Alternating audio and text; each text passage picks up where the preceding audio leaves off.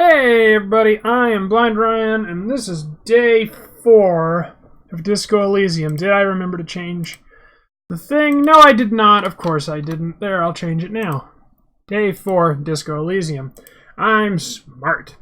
Anyway, I just need to file a loose bit of nail. There we go. Hate those little fuckers. Anyway, hardcore mode. Boom! Hardcore! Alright. Let's fucking do this. I love that remix. That is a great remix.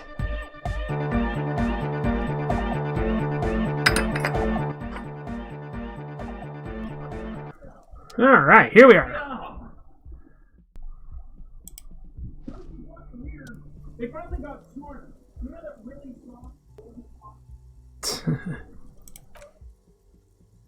Alright, the door is closed. You knock. Who is it? A woman's voice answered, muffled by the door. This is the police. Can we come in? I love this goddamn material. What the fuck? Come on up. The door is open, she shouts. I'm drying my hair. Sounds like it's coming from upstairs somewhere. You could snoop around before going up.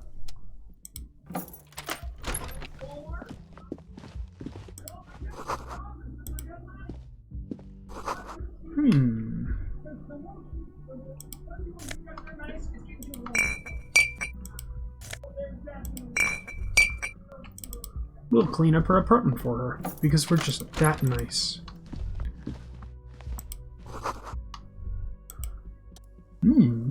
Medicine cabinet is full of water. Or wares. Water? Wares. Sheets of pills haphazardly stacked on top of one another. There's also a toothbrush somewhere in there. Look at the toothbrush. It's been used quite a lot, but not for scrubbing blood off tiles or anything else interesting, it seems. Look at the medication. Pharmaceuticals line the shelves, sheet upon sheet. Pill bottle next to pill bottle. Acetylic acid, APAP, eye drops, blood thinners. There's quite the collection in here. Anything of note? Search the bottles. Pill bottles rattle like bones as you search the cabinet. Paracetamol, histoparidol, something in a foreign language you can't read. Behind them, an unusually shaped nasal spray. Its label reads Nacra. Nacra, this is used to treat opioid overdoses. Always handy to have around. Nacra, opioid antagonist. Yay, I leveled up! Interesting, that's useful for diamorphine overdoses. You could say he's on the lookout. Search the pill sheets. Among some foreign, probably Messinian or Gotwildian marked red blister packs you find, what do you find? This is going to take a little know-how. Nothing of note. The further you look, the more arcane it gets. You don't know what the rest of this stuff does. We need to put a point into something. Wait.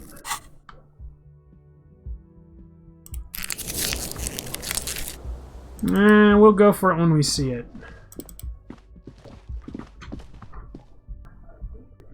I got new pillows. Ouch. New pillows? What happened to the old pillows? Are you okay? No, I hit my elbow on the door. No. I bought new ones while I was at Walmart, right? Oh, okay. So I got his old one. And hit. She doesn't care if pillows are feet. This window is pristine on the inside. Unlike the one next to it, light from the desk lamp reflects off the glass in an untarnished golden halo. Run your fingers across the surface of the glass. Smooth as ice. There are spots of mud and rain on the outside, even smudges, but the surface of the window is clear from the inside. No chips, no hairline fractures. Following your lead, the lieutenant leans in close to inspect the surface. Run your finger across the surface of the glass. Oh, we already did that one. This window was recently replaced.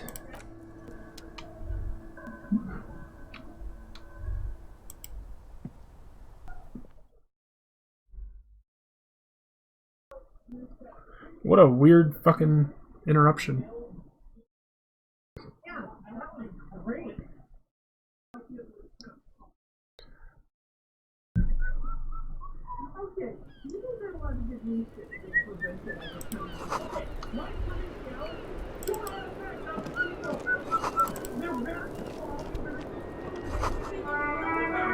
Look, a handful of dried white wildflowers. Just as you look at the flowers, a gust of wind raises them from the roof, picking them up in the air. Move your hand, fast! You catch a single white flower between your fingers, the rest fly into the wind. It's a Maybell. The young woman looks at the Maybell in your hand just a glance, then takes a drag of her cigarette. The lieutenant gives you an acknowledging little nod. I got a swoosh!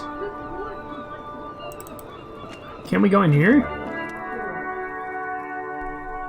Godly. Where does this lead to? I don't know. It's not the first closed door we've found in this building. There's also your mysterious blue kitchen door. Do you think it's important? I don't know. The further we get, the more this building seems to be tied to the case. The vigilantes, the cadaver, and, he nods towards the young woman, a number of people connected to the case are in or around the building. The door part of it is not unimportant. It's barred from the inside. You hear the... Yeah, it sounds like it's heavy, too. Very sturdy. Let's kick it.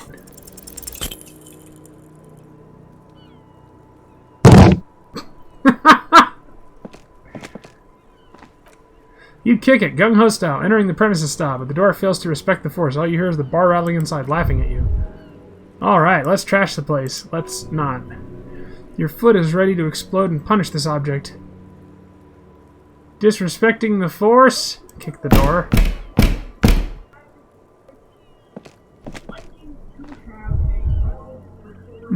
The door receives a thorough disciplining at the cost of your foot. Your foot hurts a lot.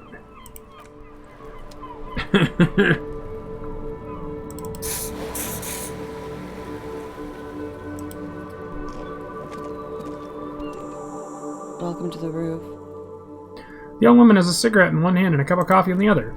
Her hair is still slick from the shower. Below her silvery jumpsuit, an athletic young body, built long and lean. I'm sorry for the mess down there. The cleaning lady hasn't come by in days. I'm beginning to wonder if she ever will. Nice view you got here. Much nicer now. Where the dead body used to hang, clearly visible from the roof, Thank but you no longer. for that, officers. Truly. You mentioned a cleaning lady. I think I need one. Oh yes, legends of room number 1 have made their way around the building. They say a portal to hell is opened in there.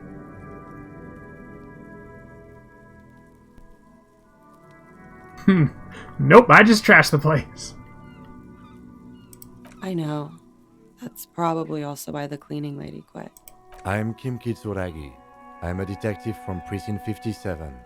I believe you have already met my colleague from Precinct 41. Have I ever? This is the world's most lamentable cop. I'm sorry. I'm the sorry cop. It's okay. It's absolutely okay to be that. What is this about, officers? Miss, we are investigating the murder of the man down there. The people who put him there have asked us to talk to you. I see. She takes a passive drag off her menthol. Be careful. Ask something else first. When you go there, use words like, I hear you've been through something difficult. What is your name, miss, for the record? Classy Amando. Where are you from? Vredfort, Republic of Orange. Wasn't the tattoo on the hanged man in Orange's map of the waterways? The thought begins to form in your head, then dissipates something for later. How old are you? I'm 28. What is Orangey? A bad memory, officer. A bad memory of what? Of lilacs and lightning. She squints her eyes as if to see them in the distance. Parks, glass, duraluminum. Redford is a conference city. It's always autumn there at night. At least it was for me. What's so bad about that? Nothing if you're no longer there. What do you do, miss? What is your specialization? Something stupid. What's that? Orangey's lit. Orangey's lit? Orangey's literature is what I studied at the university. What is Orangey's literature about? Fear of failure, fear of death, how it sucks to be Orangey's. All the national literatures are. Only the name of the nations change. Orangey's lit? What do you do with it? Nothing. I do nothing with it. How do you make money then? Money is very important. Show her some money. Cool. She looks at the black note in your hand. I've made more money just by being than I have with Orangey's lit. Being what? Many things. A roller skating instructor, a secretary, Miss Orangey 37. Of course you want a beauty pageant. She's very symmetrical. Could we take a look at your passport, please? Oops. I did not mean to do that. There we go. I'm afraid you can't, officer. Why is that? Because it's buried in a sealed plastic bag in an undisclosed location on the coast, along with cash and airline tickets. Thank you for your candor. Why? They say so in your tourist brochure. Keep travel documents away from your person, and then when west of the river. Okay then. Okie doke. If any of this made her nervous, it certainly doesn't show in her expression or her movements. That's it for the record. The record, so official. Nice room you got here. Yeah, very pretty. Lux. What are you doing here, the whirling in rags? I'm wintering. How long have you been staying here? About 4 months. I came in November. Why here? Here in the whirling? Here in Martinet or here in Ravishall? Here in the whirling. Because it's the funkiest building in Martinet and because all the other buildings are bombed to hell. You have quite the collection. Let's see here. Here in Martinet. I heard this is where the washed-up disco has-beens go. You're too young to call yourself a disco has-been. I'm really not. Alright, do this again. Here in Ravishall. I always wanted to see the only city in the world in the worst time of year. It's a tourist thing. Quite the collection of prescription drugs. Thank you, I put a lot of time and effort into it. Technically, possession of narcotics is legal, but you should still reprimand her. No, don't listen to the stiff. Be cool. It was quite impressive. How did you amass such a hoard? With money, sir. It's not exactly the anti-star-sized caboodle that I intend for it to be one day, but it's getting there. The anti-star is, or was, a vespertine rock and roll star who liked to do drugs. He did so many drugs he eventually mutated into a corpse. Your collection includes Nacra, an opioid antagonist. It comes in handy when you've done too many opioids. Is that something that happens to you often? Better safe than sorry. That's all as far as that goes. Very funky. Where does that door lead to? You tell me, officer, when you've kicked it down. I've been wondering myself. I'm light of foot, not a good door kicker. That window is new. It is. I have other questions for you. Okay. Watching herself reflected in the bedroom window, tall and sparkling and draped in smoke.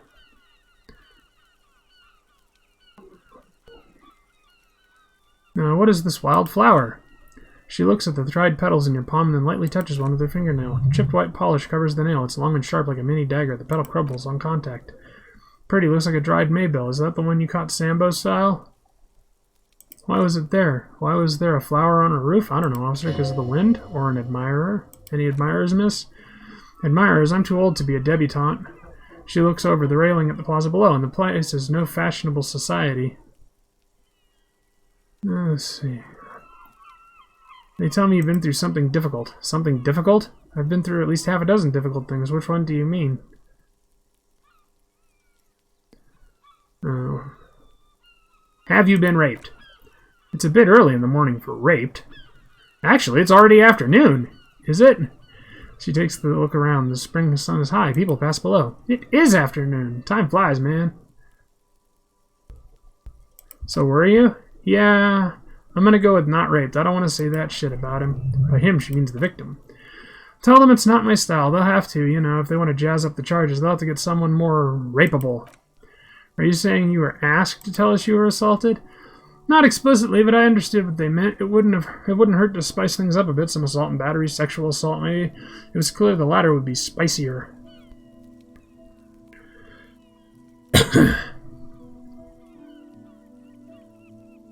Why did they hang him if not for the rape? He had something to do with the strike. One has been rolling since I got here. Rotten timing, but you probably know all about it. And his role in the strike was what? I think he was in security detail. He was ex-military, worked for Wild Pines and against the Union. We didn't discuss work much, if you know what I mean, but I understood it was dangerous. And they lynched him for it? She nods. Titus asked you to spice things up for us? Pretty much. Warming them. She must be very cold and exhausted of this life.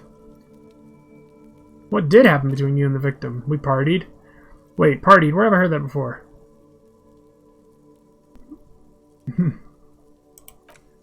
A lot of partying going on from Titus about her and Titus's relationship. That's where you heard it? What kind of party? Like the kind I do? With all due respect, sir, I think we partied a little harder than that. Harder than this? I didn't know it was physically possible. Oh, it is. You're still alive.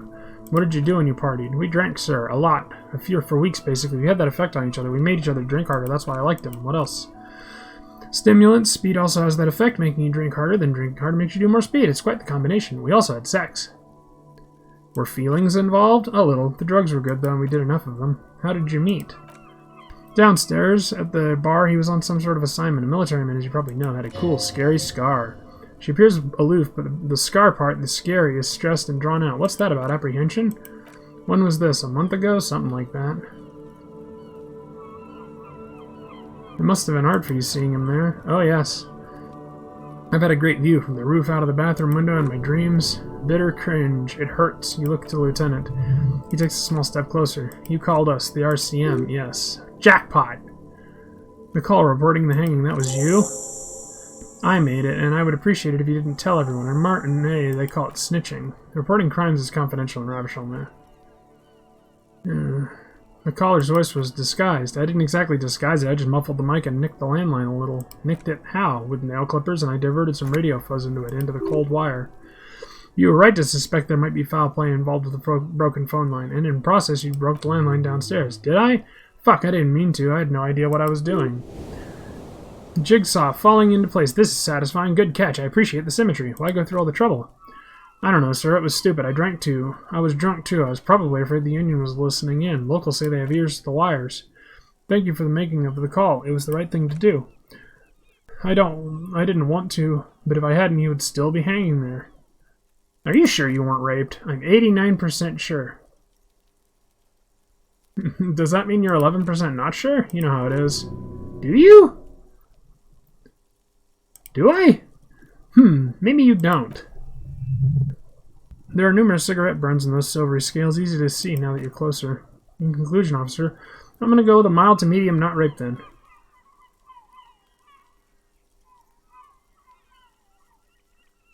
Lieutenant, I don't know what to say about this. I'm sorry, miss, but we need a definite statement. Let me make this 100% clear then, officer. I was not sexually assaulted. Would I be this flippant if I had been? What can you tell me about it, mate? Name, eyes, age? I'm sorry, I can't do it. And not right now. Later, maybe. I keep seeing him like he is now. I can't talk about his, I don't know, hair. And we're trying to do it later. Why was there a bullet in his head? A bullet? They shot him too? They stripped his clothes and they shot him? You mean after they hanged him? I'm confused, sorry.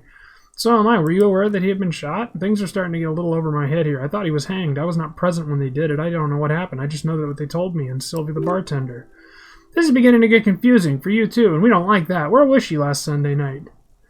Where were you when this happened? Cowering? I was cowering downstairs with Sylvie. How do the Hardy Boys know you? They're frequent guests downstairs.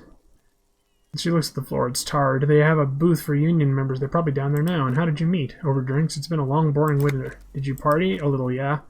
Like you party with the deceased? No, not as hard. I'm sorry to have to ask this, but have you had a physical relationship with any of the Hardy Boys? Which one? Which ones, sir? I don't remember precisely. Titus, obviously, but as I said, it's been a long winter. Could this have been part of the reason they hanged him? Could that be why they lynched him? Jealousy? I hope not. Actually, I know that's not the reason. I'm careful about that kind of thing. Not crossing the wires, you know? That's probably where they got the rape idea. Men like that? I don't know. It's the way their imaginations work. I suspect it's what they'd like to do to me. Thank you for telling us all this, miss. Let's see. She breathes. A silvery sigh of relief and weariness. The air on the roof feels humid. We should head back downstairs when we have things to discuss there. I had something else before we go. A little thing. Let's see. I noticed your room is close to mine. I have a personal question. Yes, you're just one room away. Very personal. Good, this means she could have heard something, like what you were doing before you blacked out. Were you in Sunday night? I need to know what I did before I lost my memory. You do not need to know that. The lieutenant taps on his notebook. What you need to do is ask normal police questions like... Get a grip, he thinks. At least do your personal stuff when I'm not here. Quick, say something professional.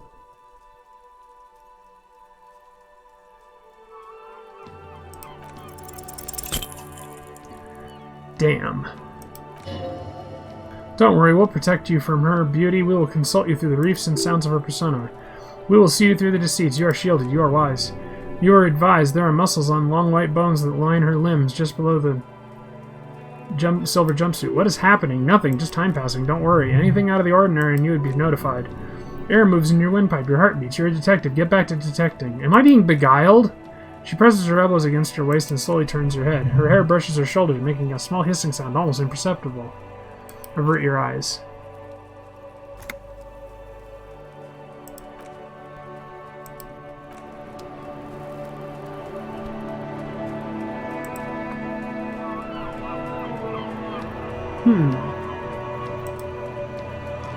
Looks like we have more to discuss with those so-called Hardy boys.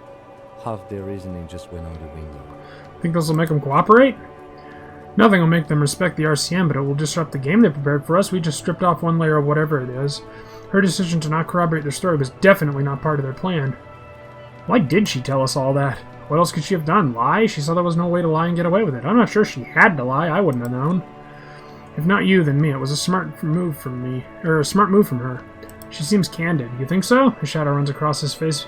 Being candid is the best way to lie. The appearance of candor with some facts thrown in draws attention away from whatever one chooses to omit. She may be trying to control the pace of the investigation. Anyway, we should move. I suspect our inquiries will bring us back here soon enough.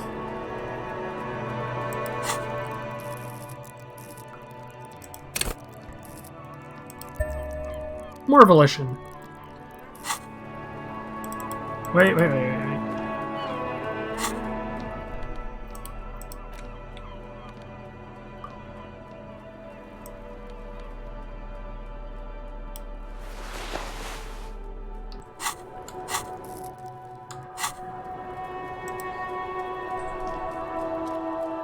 Officer, it's a fine day for questions.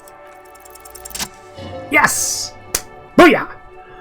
Soft, light brown eyes look back at you, directly into the space behind your eye sockets. You see the smoke rise from between the painted red lips. She's beautiful. I have bad news for you. What? You know those guys? Who, me? Yes, you. He's talking about you, you boring stiff. You too. Me? What did I do? These guys are compromised. She's got them singing along to her tune. The little bleeps and bloops you trust for info. You can't trust them anymore. Oh my god! Believe it.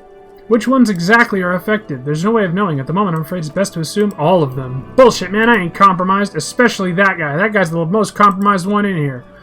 No fucking way, man. I just want to drag that sweet menthol Ziggy. Really? Quick, tell me what's under her jumpsuit. Glory, truth, softness, protector. She wants you.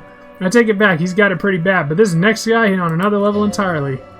She likes you. The crown is a boring condom. He's jealous. This is human nature. How did this happen? How it always does, through subtlety. What can I do? There's nothing you can do.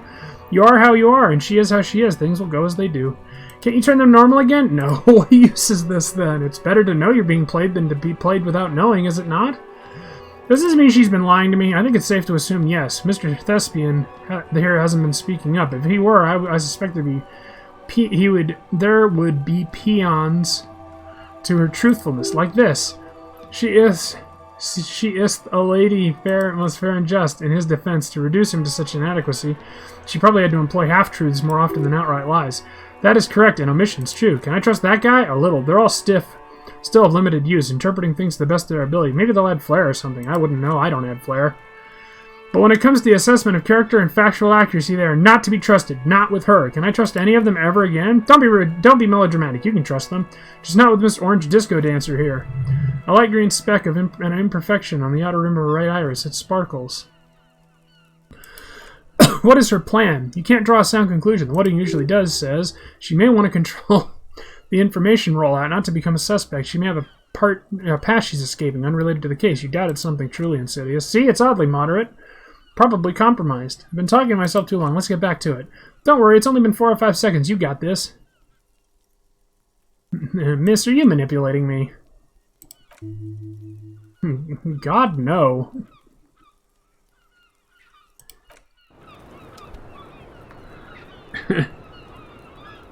I'm like, damn.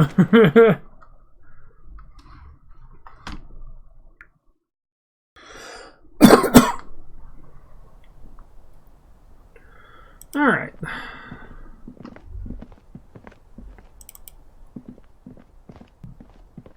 Damn it, I need water.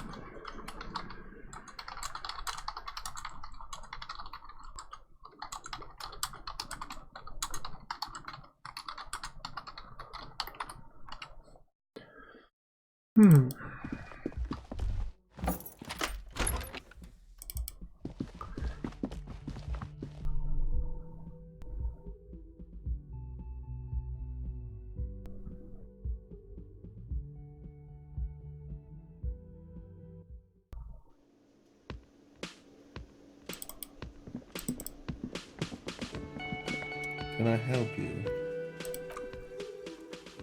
Classy, she nicked the phone lines. Why? No, fuck it, I don't want to know. I don't want to know why these degenerates do what they do. I thought we had one good guest in this building. He really doesn't like it being classy. You have Lena. Lena's a good customer. Yeah, well, she's not a guest, is she? What? Did someone mention my name? We were just paying you a compliment and finding out a degenerate from room 3 nicked the phone lines. Everything is okay. Good thing the guest pays for her stuff on time. I'll forward her the bill and be done with it.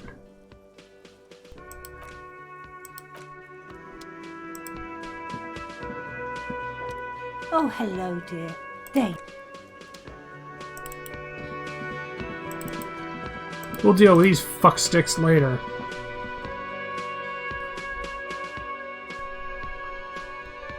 It's a jammin' tune. It's got a beat and you can dance to it.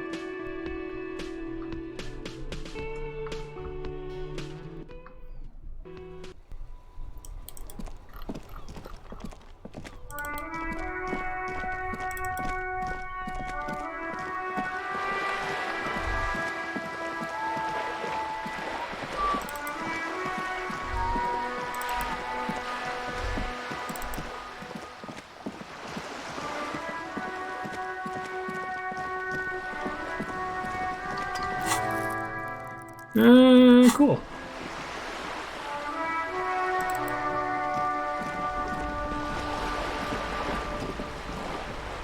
You're back. Good. What can I help you with?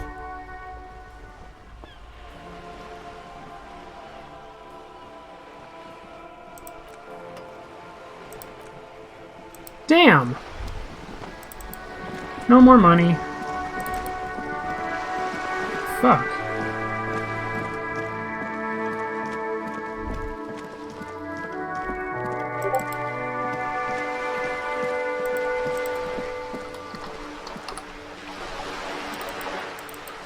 I will take a teeny tiny little break. Won't be more than a few seconds, I just want to talk to my wife.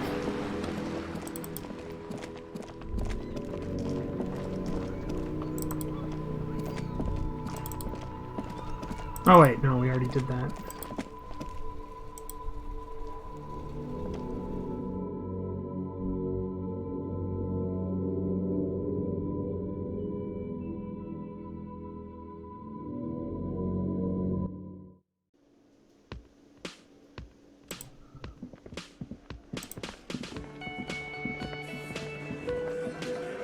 It's you again.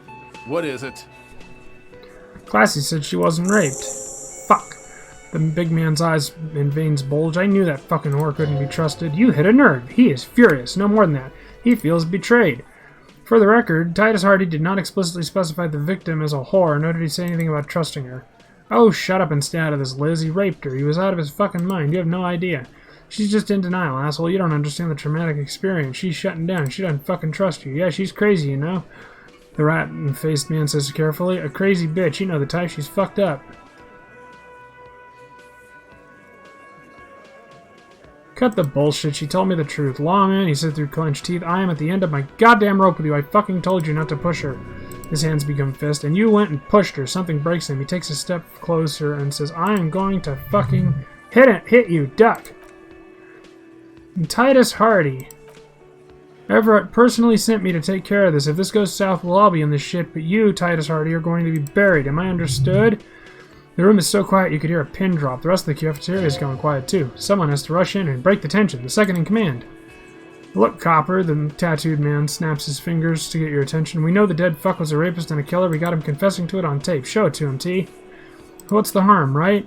Here, jerkwad. He slams an audio tape on the table. Listen to this shit, and then come back and tell me the soldier of the apocalypse was an innocent man. This is their last play, the tape. Their story is in tatters, a mess. It might be nice to listen to, but at this point you don't need to. Why should I care about the tape? You lied to me. You don't care about evidence? The fuck are you a cop for then? Pigs, T. They don't care about getting the truth. They care about getting convictions. They're fucking keeping score on their bulletin boards. So what's on this tape? What's on it? We call it the Door Gunner Mega Mix. You'll know why once you listen to it. Where did you get this tape? You think we go into this shit deaf and dumb? URCM aren't the only ones who know how to bug people. There's no university degree for that, so you bugged them? How? We have machines. We're in logistics. How do you think a harbor works? It's advanced stuff. Understood. You've listened in on their conversations. How long? Since way before the chief started taking swing lessons. Things got nice and quiet after that. Which one of you's doing the advanced audio work then? It's not advanced. You're just holed up in a coop all day, writing down what they say. It gets hot and as hell in there. Don't put yourself down, Angus. It's important work. Yeah, man, you're like a radio genius or something. Them notes are some in-depth stuff, indexes and shit. That's enough for now. I'll get back to the investigation.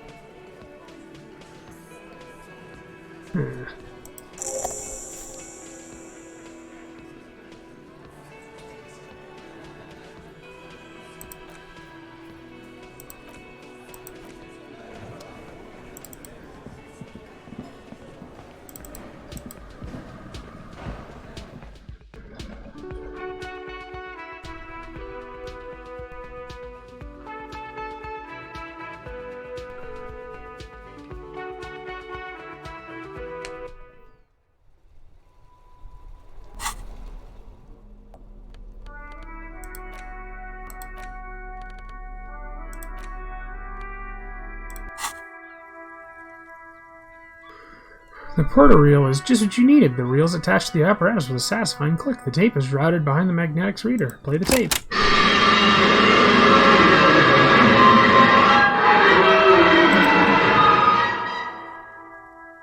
This isn't Ravishall, a man's voice says. This is a fucking village. I can almost see the elephants. Another loud screech, some kind of machinery. The harbor. That's the sound of a Kvalsen crane. More static. When this shit is done, I'm gonna tear that place up. Soldier of the apocalypse style. Kill shit. Dogs and chickens, too. Gonna rent a room, Cordy. A real nice one. This part is unintelligible. I don't give a shit. I'm fucking done. I'm done mentally. I'm fucking do 'em all in. Rape that disco cone on the counter. You know, the dancer or upstairs. Do it Kohoi style. Never did get that taste out of my mouth. I click, then silence. The rest of the tape is empty. The lieutenant presses the button marked Aratera on your porter and the tape stops spinning. What was that at the very end? Silence? End of recording. What do you think? It seemed authentic enough. Probably recorded off their shortwave, then edited to seem more incriminating. He sounded like he was on patrol around the harbor walls.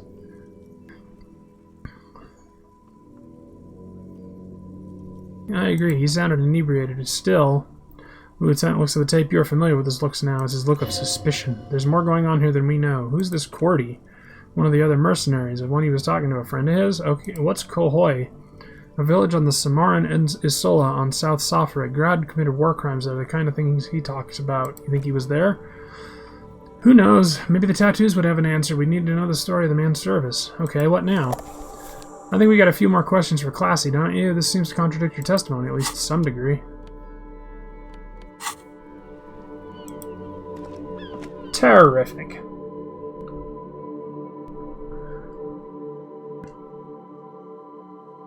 My throat hurts. I need root beer.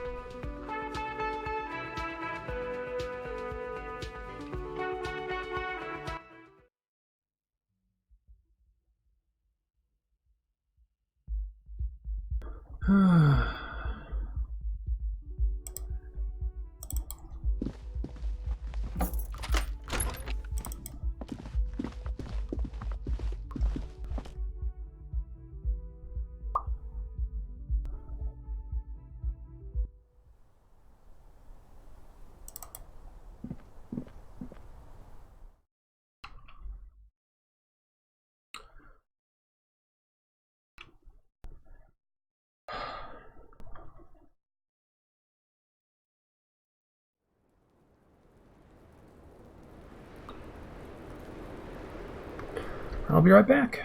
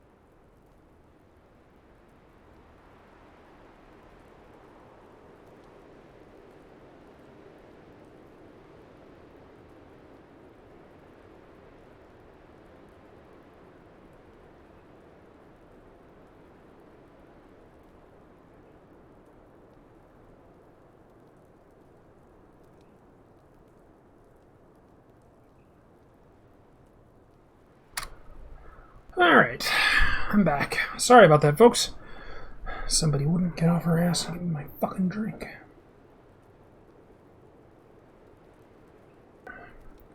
So I had to do it, and I had to de-fizz it so I didn't get sicker than hell. So, alright.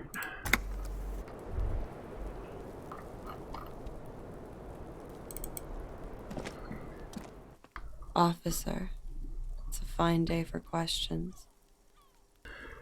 Let's see. Titus Harding gave us a recording where the deceased states his intention to commit rape.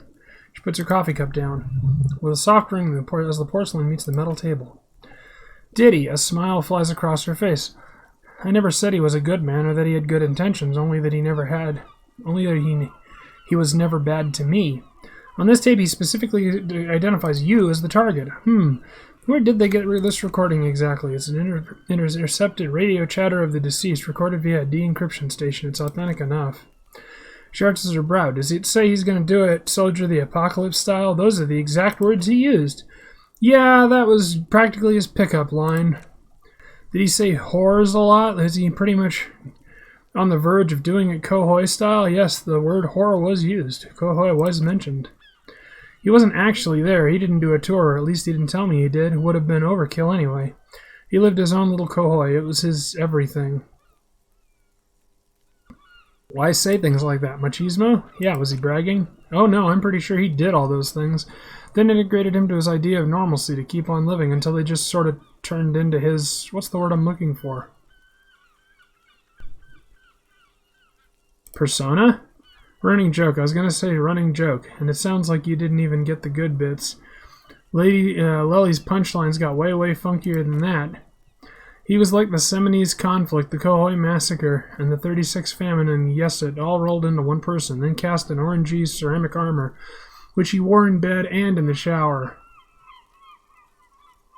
You like this kind of stuff? We're all scraping up any happiness we can find, officer, going around with our little scouring sticks. You, your first love, Mr. Kohoi here.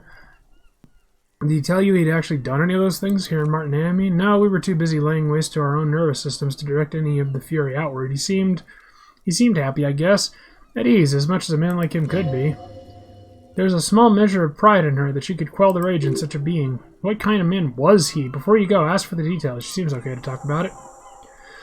Thank you for clearing that up, miss. Whenever you're ready. I'm interested to hear what Titus has to say now.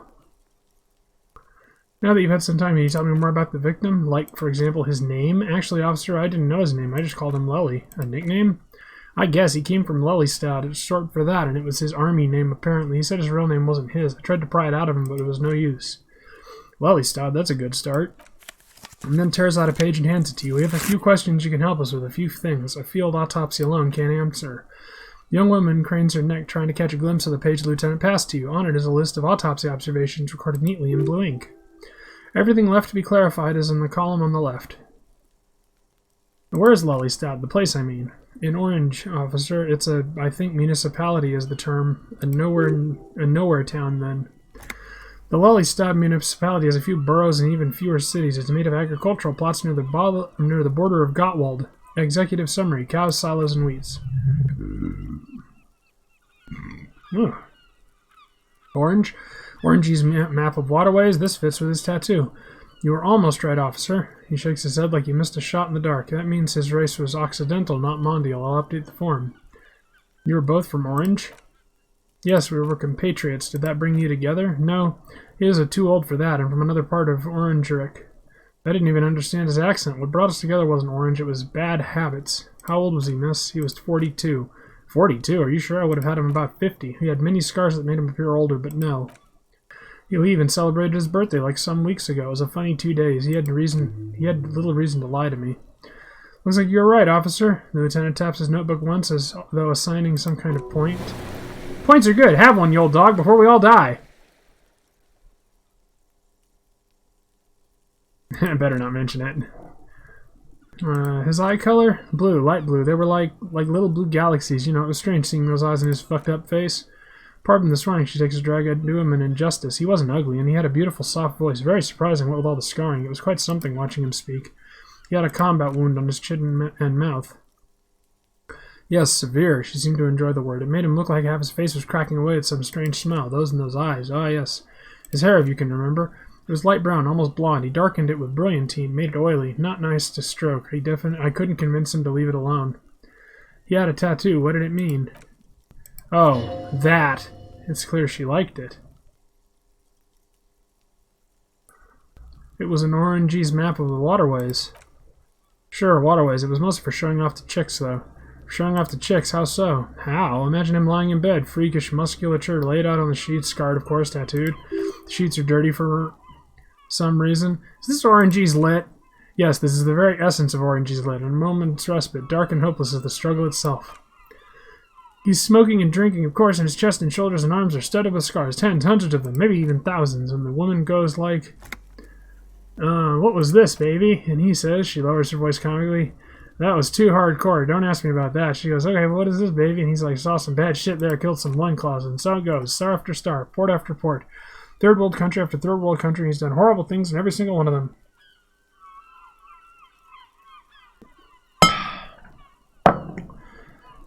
You were the woman in this? Oh, yeah. Can you tell me precisely what these mean? Hand to the photo. No, thank you. She does not take him. I've seen enough of him dead. I can tell you what they mean without looking at them. Go on. He was a blue-eyed boy with thick arms from a small town. He was also poor, and the government of Orange needed some people killed, so they turned him into a grotesque killer for money. He went to Killer Academy in Vredford. Then he killed some people in the Seminine Islands. And on other islands, too. All the islands. After this, he came to Rabbitshell and got killed himself. Not a very fun story. It is when you're high. It can be very exciting then. You have the tools to deal with it. It's not a nice story to remember when you're sober. Change of topic.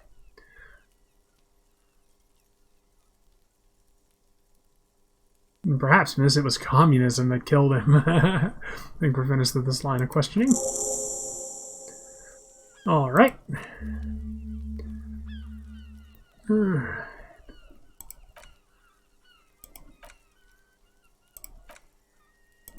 Nothing good there, nothing good there.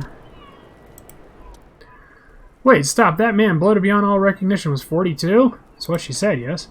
Below the damage, the weeks of decomposition, all the swollen indignity of mortality, he was 42 years old? Where is this going? How old are you? That's where there's going. 45 liters of raw alcohol has left disfigurements. What lies beneath, you wonder? You could ask either one of them. Miss, how old do you think I am? Huh? How old do I think you are? She's busy. She's buying time to formulate the best answer. Look who's finally awake! I don't know, 80, 100 years old? I don't know what I'm supposed to say. How old is the sorriest age? I think I'm circa 45. You're not. Sure he is. You know, age is just a number. Yeah, but for him that number is higher than 45. Wait! This requires scientific measurements. Bring it on. I'm not afraid of the truth. To the laboratorium! I'm stealing this.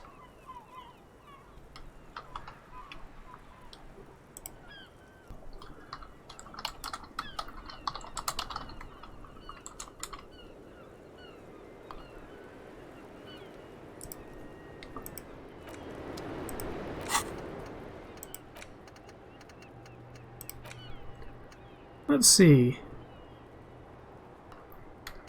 I need to see if that's actually worth taking.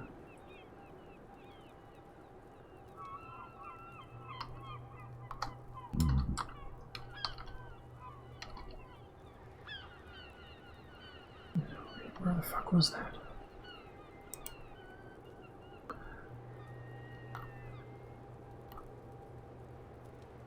Ah.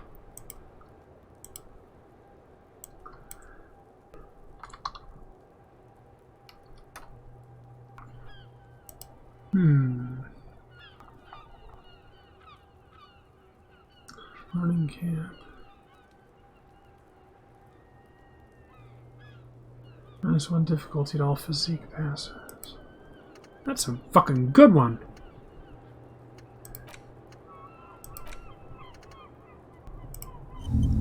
In fact, that's a fucking great one.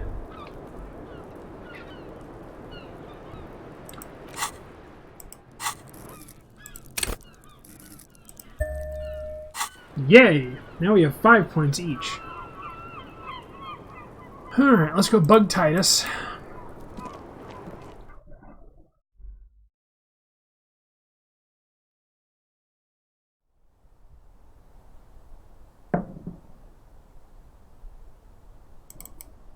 No, no, no, no, no. Go the right fucking way.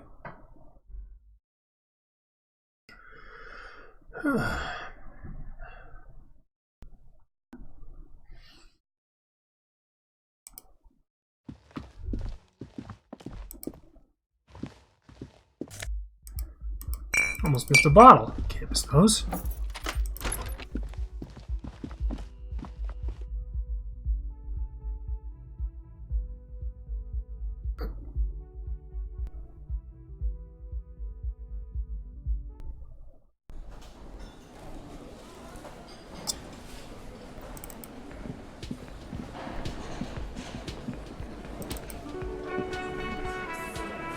It's you again. What is it? So I talked to Classy about the tape, and nothing. She stands by what she said. That fucking fucker. You're the worst cop in Ravishall. I give you gold on that tape.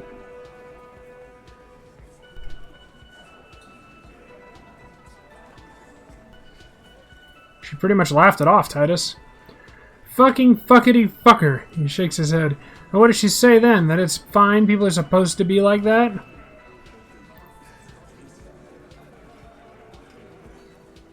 Actually, if anything, she seemed turned on by the whole door gunning thing. Yes, in fact, I think she thought it was a little funny. Funny?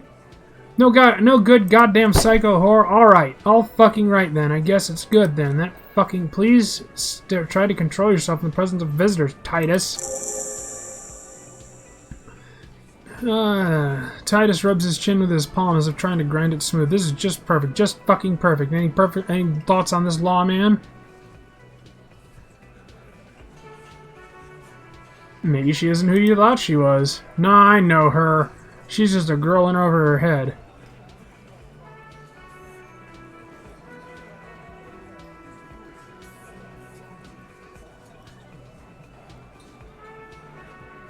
She's a hardcore party girl with an even bigger death wish than mine. Yeah, you're right about that. She takes way too many drugs. Well, it's as they say, you can't do anything with an underdose. Demesk says with a philosophical look in his eye. That's a weird one. Yeah, but I mean, she has an actual drug problem. Not like you, not like us. I don't think I've ever seen her sober. Be straight with me, Titus. What really happened? I already told you. We fucking hanged him. There's less gusto in his voice now. His men too are growing increasingly silent. The man is slowing down. Looks like a bad blood sugar crash. He can't keep track of all the variables anymore. Come on, Titus. We know you didn't hang him. He was shot. He taps on his notebook. I know you're tired. So am I. Why don't you just... You know what? I am tired. I'm tired of you and the whore upstairs. Next time you see her, tell her Titus said, fuck off. This is the petulant rage of someone who's at the end of their wits. That lying, scamming, we're done. This is over. Your little investigation is over. Yeah. There's silence in the room. Elaine starts to say something and thinks best not to. On the floor, beer drips out of the can into a small puddle. No one does anything about it. What's this quiet funeral shit? Well, we needed some beers in us. Bartender, 20 beers for the Dockworkers Union. Why don't we make it 40, huh? The man shouts from behind the counter. Why don't we make it 100 beers? You're not loud enough. 100 beers. Now we're talking. Hypity hop. Over here, cafeteria manager.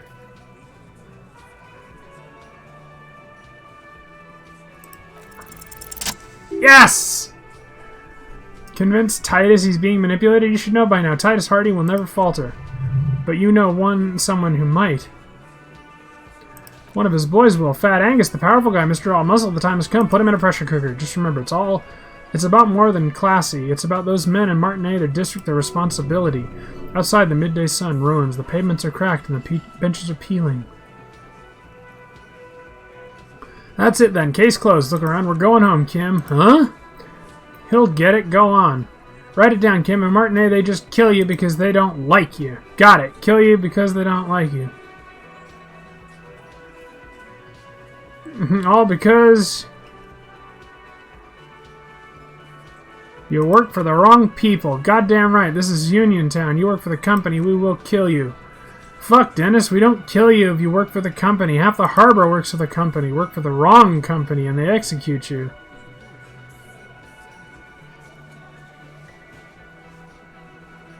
They just hang you, shoot you, whatever. They can't even remember. It wasn't that. It wasn't... We didn't shoot him. That's it. That's the weak one. You flushed him out. Now go in for the officer. You will be next if you don't shut up. The old man reaches for his belt, but his voice is strangely calm. He's onto you. He knows what you're trying to do. Steel yourself. Push on. Just ignore Theo.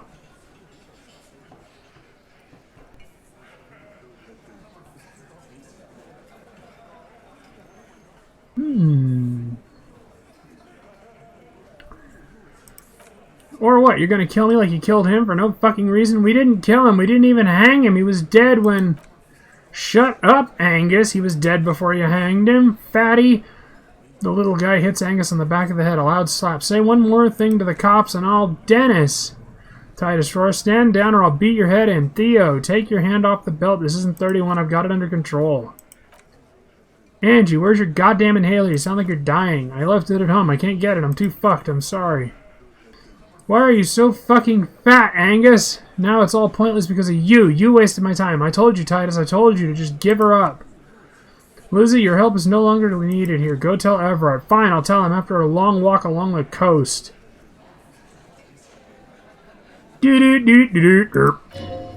What just happened? You're in. He's all yours. Question.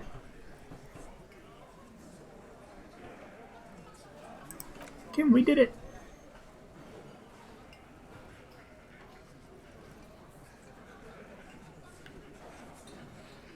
So you didn't kill him. He was already dead. You hang the corpse to cover the real cause of the death, the bullet in the head. Why? Because the girls asked us to. They were in some shit. Did she kill him? Cop, I have no idea. The girl says she didn't. What happened Sunday night? Classy came down. She seemed really out of it, drugged up even more than usual, bug-eyed and gurning. You know, not in a fun way.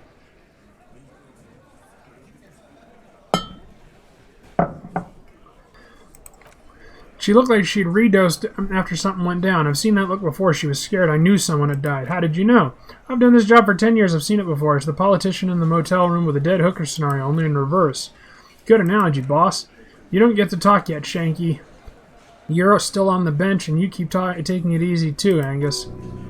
That's okay with the fat man still wheezing there. He couldn't speak if he wanted to. What happened then? We went upstairs, sure as the day. The Merc was dead, and there was a bullet hole through the window. Fucking... dirty sheets and bottles everywhere. Tibbs patched the window and the corpse we hanged. Who's Tibbs? The 8th Hardy? Nah, he's my brother. He's in the window replacement business. I'm sorry I made you guys fight. Me too. If Classy didn't kill him, why the cover-up? You may have noticed our girl's in some shit of her own. I didn't notice anything. What kind of shit are we talking about? They can't show up on the police radar kind. There are people after her from the old world where she came from. These people, who are they? They're powerful. Connected to the Merle intern. She's clearly afraid for her life. Says if she showed up in your system, she'd be ghosted away. And why would you help someone like that by taking on a murder? Why would I? I guess we abide all sorts of runaways and losers here. It's a Martinet thing. So who killed the Merc then? Any leads? Not yet. Just some idea. She said the shot came from outside behind the window somewhere, so that's a clue. What are you thinking? I'm thinking someone's past caught up with them, either hers or his. Hers, you mean? I mean the people after Classy. Maybe the shot missed. Maybe it was meant for her. I like that. Been thinking the same thing myself, and you had ideas about his past too. I do. One of the mercenary buddies of his could have done it. They got guns, training, years of bad blood probably, or could have been someone else from Krennel. Tell you what I'd do. Check out the coast for vantage points. Maybe consult with a ballistics buddy of mine. That's what I'd do if I weren't too busy doing this clown dance with you. He's calm now. Threw all that turmoil away and became himself again. Whose idea was it to hang him anyway? Hers? In a manner of speaking. What do you mean? We had help from another girl. It was her idea to hang him, and I liked it for political reasons to send a good message. It's her, isn't it? The drug trafficker. The missing 8th Hardy. The big guy steps towards you. Fella, you think too much. Ease up, alright? You're going to hurt your head. A little too far there, but you're definitely right. The woman is just affiliated with the Hardy Boys. You don't know her anyway. Understood. Can you tell me anything about her? Nope, you're not getting to her. It's Classy you want to talk to. Thank you for this, Titus. I'll go talk to her for the last time. You do that. Hey, cop, before you go. Suddenly the wind picks up outside. You hear it rattling off the large windows in their frames. It carries newspaper circles, the whirling and rain, a warm column. Classy came to Martinet to hide. Many of us did. This is where you wash up where there's nowhere left to go. The Union takes you in. Now she refused the protection, but you would still prefer if we didn't take her away. That's right. If we didn't take care of the people who end up here, this place would just be a couple of ruins and some cargo containers. We'll take that into account. Shit!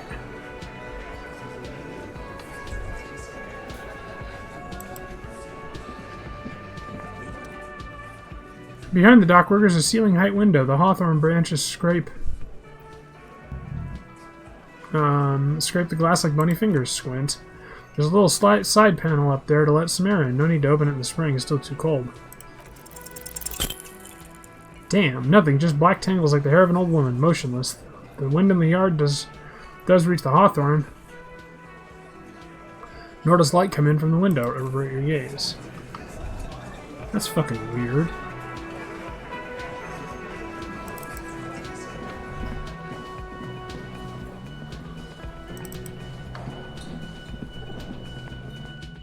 Oh, right, my cup's over here, duh.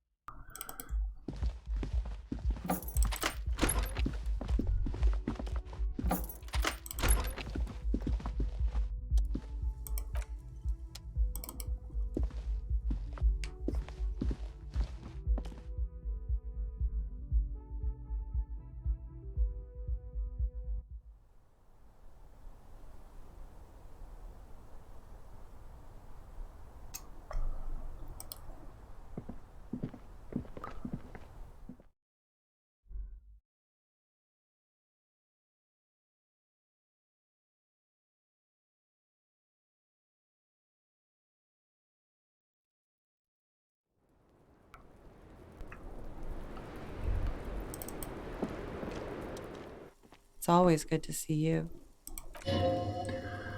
Something in her demeanor has changed. She's tired, consigned to her fate, to being here with you and what's to come. The Hardy Boys told me what really happened. I understand. Just like that, no resistance. Her shoulders are slouched, her feet long and straight.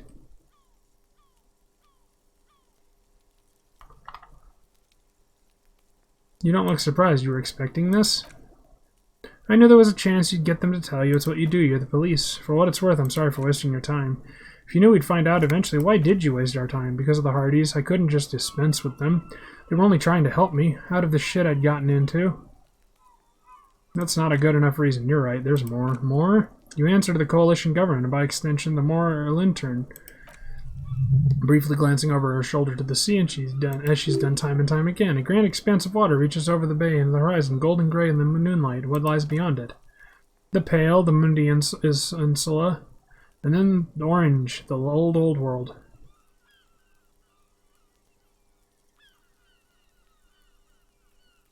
What's the RCM's involvement with the moral intern got to do with this? You share a database with them. You send people to their courts.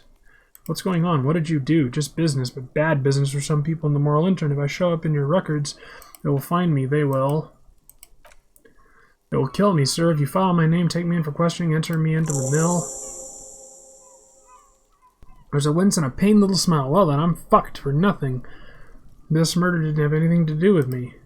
Here we go. For once you seem to have caught her off guard.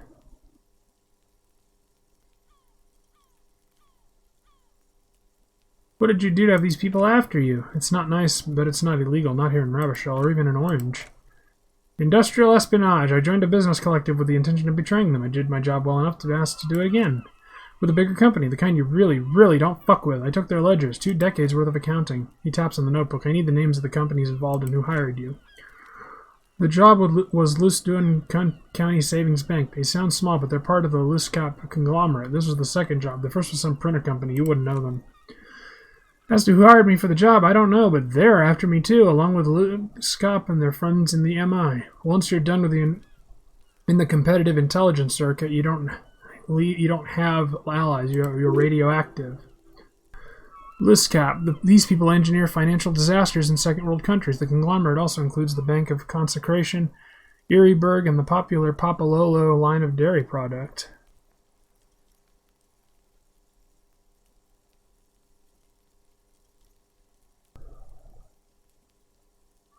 Papa Lolo. Yeah, Papa fucking Lolo wants to kill me. I'm sure there are people who've done worse than that. Sure, I'm not a war criminal, but it was bad. People lost their jobs. Good people, not just C-suite. A lot of people got hurt, but that's none of my. That's just more of my shit you shouldn't have to deal with. You're solving a murder. What happened here the night he died? We were there.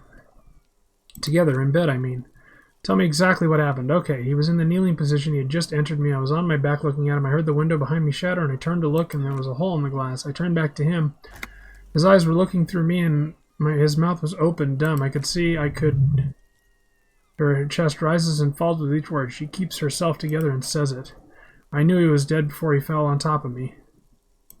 Then what happened? He was heavy. I pushed him off, and he fell to the floor. There. He only had his boots on. I bit the pillow not to scream, then ran downstairs. I waited for the second shot to come. For me, I thought there would be one. It never came. She's forgotten about her cigarette. The butt is burned right down to her fingernails.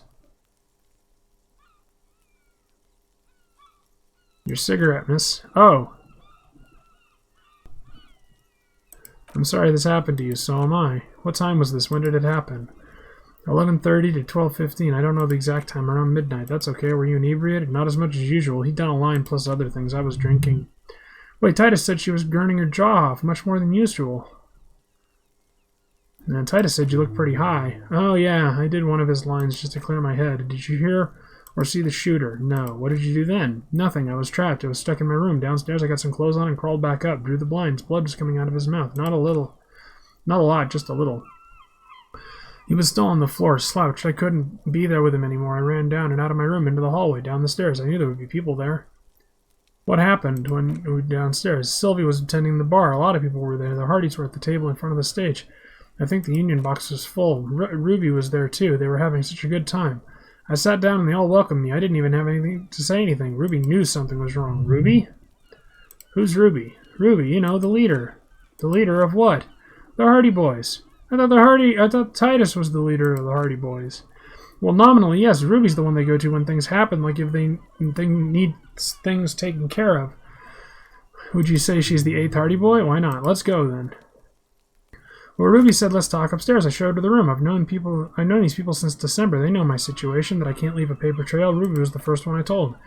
She said she'd take care of this. It's what she does, you know, take care of things. I helped her get the body to the bathroom. We used a belt to pull him up under the shower to keep him upright. To mislead you, they were tampering with the body to produce lividity matching a hanging. Yes.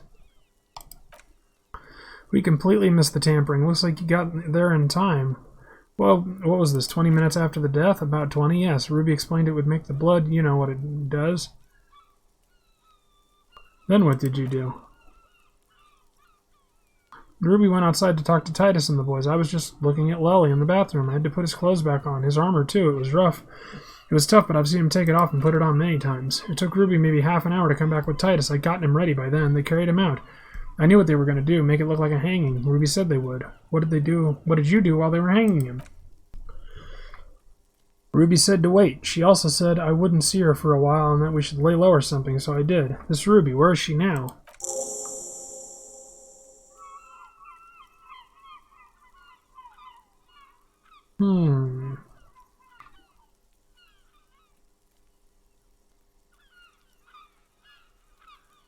I don't know. I haven't seen her since. We will take the question back to the Hardy Boys. Interesting. Why did this Ruby go through so much trouble to hide something someone else did? Look into this later. What are you doing? Coming up with a theory. She said Ruby knew something was wrong before she said anything. How come? It was loud downstairs. She couldn't have heard the shot. It is ominous. You're already coming up with theories that put the blame on someone other than Classy.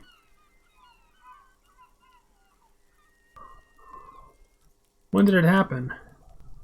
When was when he was shot? I don't know. I couldn't hear. Or yeah, did you hear a gunshot? When he was shot, I don't know. I couldn't hear anything over the glass exploding. The gunshot wasn't that loud. That's something to keep in mind when assessing the distance of the shot.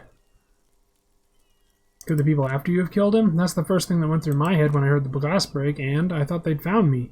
They'd killed him to punish me. All last week I tried not to talk to anyone or be seen with anyone. So they wouldn't be hurt. I've come to understand this is paranoia. What happened didn't have anything to do with me. It probably didn't. Or, I don't know anything anymore. All I do is wait here. We can't go after... Liskop, not yet. There are other saner leads. I didn't ask you to. If there's one thing I know, it's that you'll get nothing from there.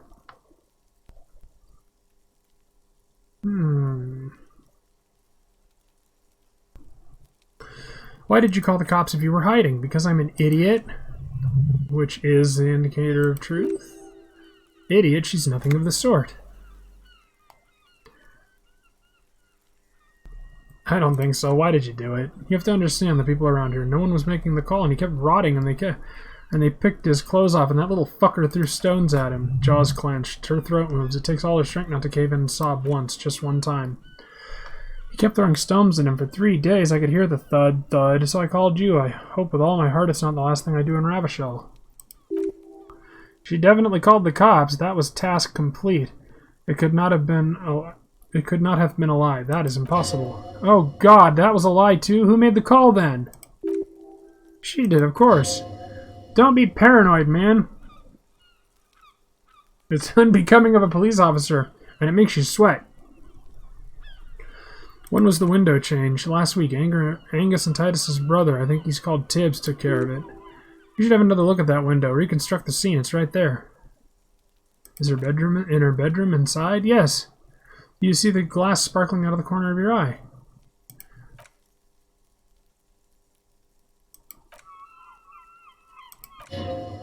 He's thinking, are we done here? Or should we arrest her? She's a flight risk and she lied to you. She should be taken into custody. No, that won't be necessary. Just leave her alone. She's been through enough. She doesn't need this police brutality.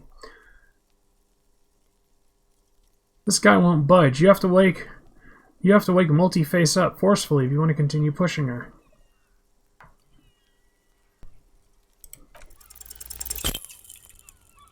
But we are awake, Cyrus. She's been forthcoming with sordid details women usually concealed, most shocking details of the sexual kind. We are a bulwark, unbreached. You've been breached, bulwark. You've been breached like 1,000 times now. So you say, but give us one example of deceit, just one.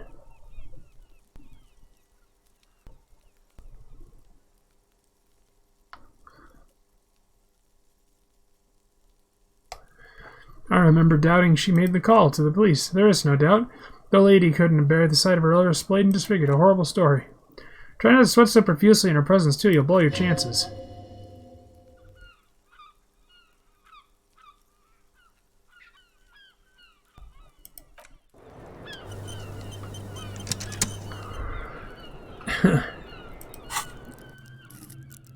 Where are we? 50 out of 100. Fuck.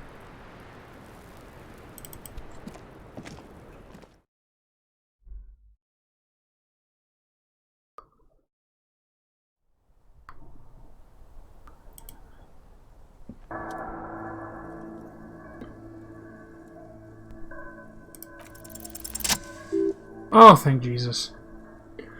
The golden light melts away. Excuse me. The golden light melts away in the blue, glassy darkness of your mind. In it are 2 neon-lit shapes, a man and woman on a single bed. What position are they in? Like the witness said, the man is kneeling, the woman is on her back. It's the night of March 4th, and a shot has just been fired.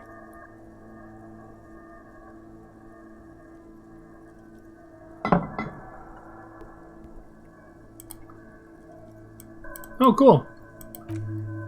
The man looks directly at the woman. The shot's possible directions converge on his mouth. A ray cast from somewhere outside, entering his brain, ending him. Now, where does it come from?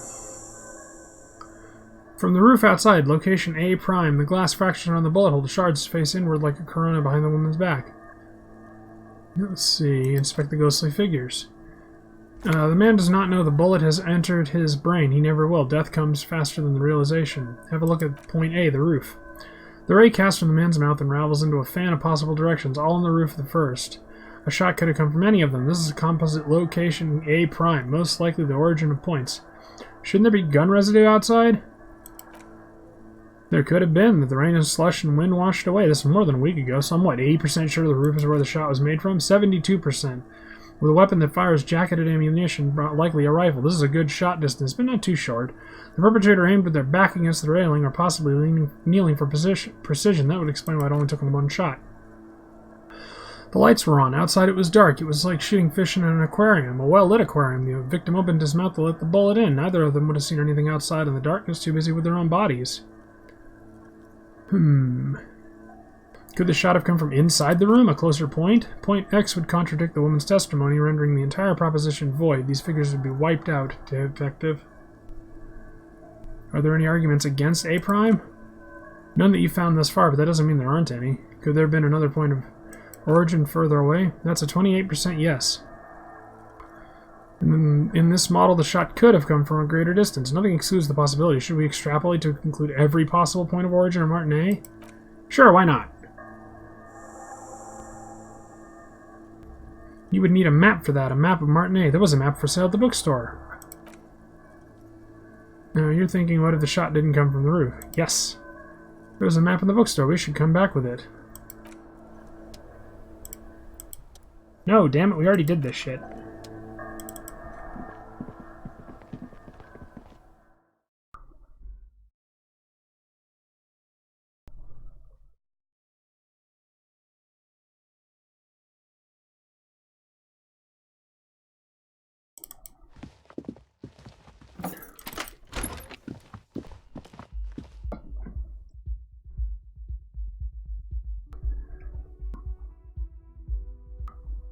Oh, son, you missed a lot. Or did you miss a lot?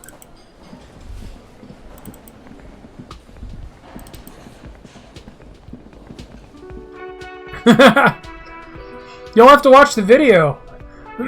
Except for the part where I had to go and get a root beer, because my fucking throat is dry as hell. I missed the interrogation too. Yep. It's a bitch, ain't it? Hurry, quick, get in there. Go, go, go, go, go.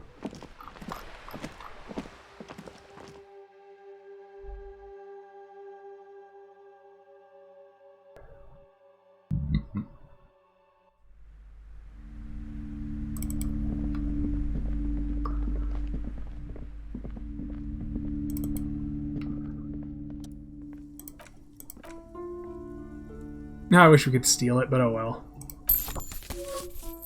Map of Martinet. We're down. We're down. Oh god, we're down.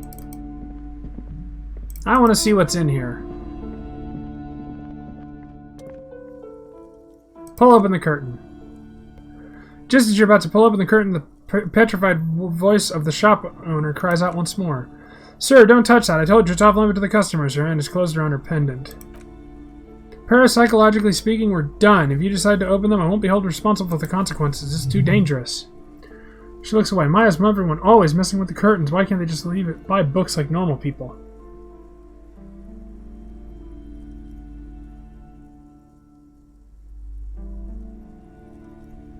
Ma'am, this is different. I'm a police officer. I need to get back there. Why? It's not like anyone was killed there. I'm sorry. I didn't mean to be so impolite. Just please don't go there. We can't allow that. You'll make only things worse and unleash the power.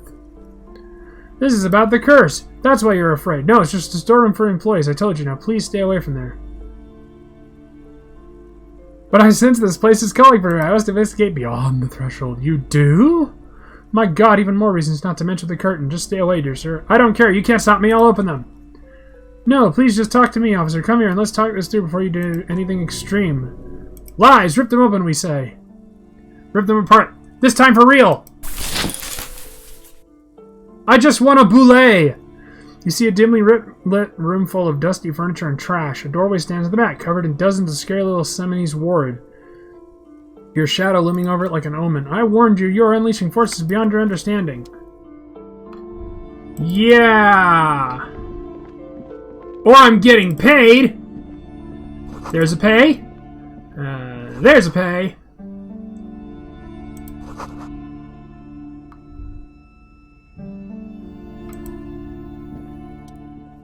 A heavy door with a missing handle stands before you, covered in dozens, if not hundreds, of Seminoles, trinkets, and charms. It appears to be locked. What if you just break it down?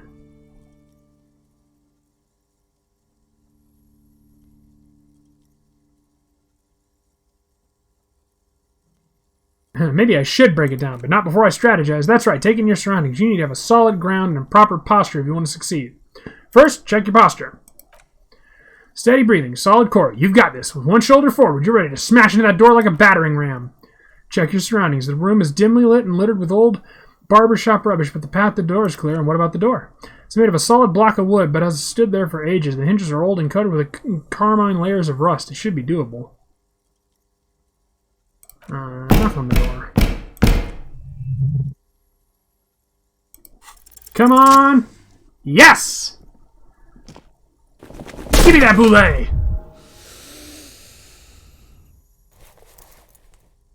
Wait, did I not do it? Oh, I did do it! You smash into the wood and see a small crack appear in the doorframe. It's going to take one more try to breach through to the other side, but you've done it. The lieutenant stares at you as you stand there silent and brooding. You're not thinking of trying again, are you?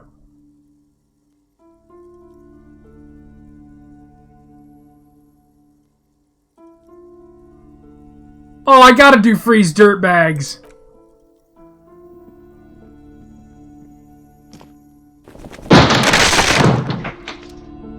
That was cool as shit.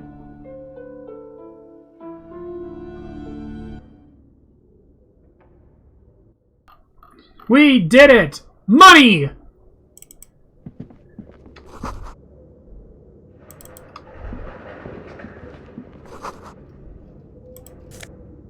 It's a boulet!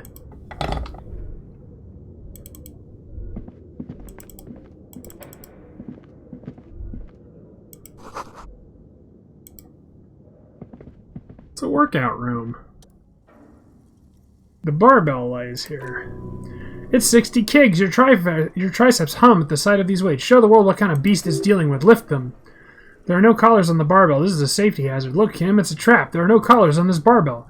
You're right, the weights may fall off. Better not touch it then. What kind of bastard would remove the collars? It should be a felony. I'm not lifting them barbells.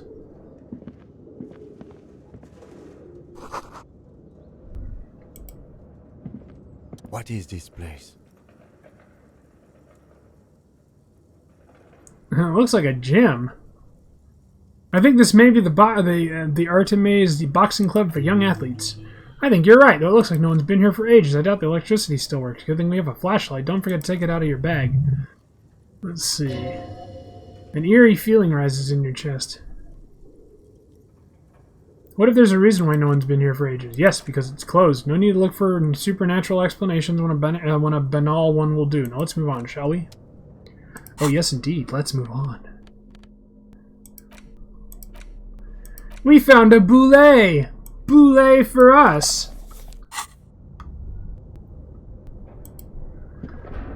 Oh, that's cool as shit! The light spins with you.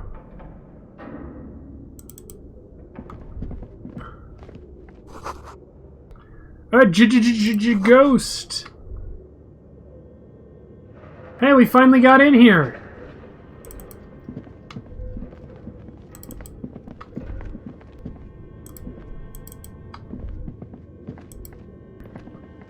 Look at all that money!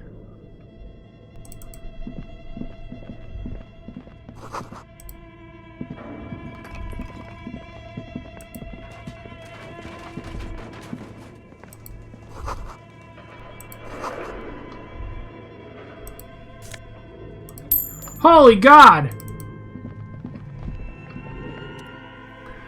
Your flashlight slides over an old green chalkboard covered in scribbled sketches and schemes like some ancient cave mural.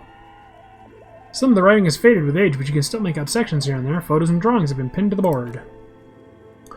Pointy-eared creatures appear to be different kind of Velkans.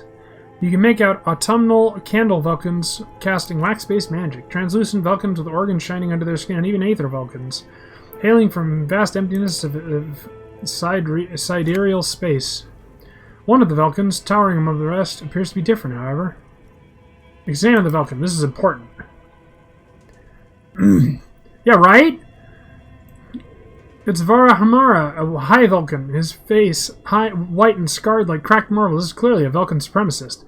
The note says all non-Velkan races will be purged, and Boulder, the dwarg, the human, even the headless man, all of them purged. Imagine a world with only the Velkan, green Velkan, red Velkan, and the high Velkan. They'll rule them all. The lieutenant can't help but comment. An inordinate amount of time has gone into drawing these little Velkan creatures. One of them is a Velkan supremacist. Political commentary. This one has a great beard, too.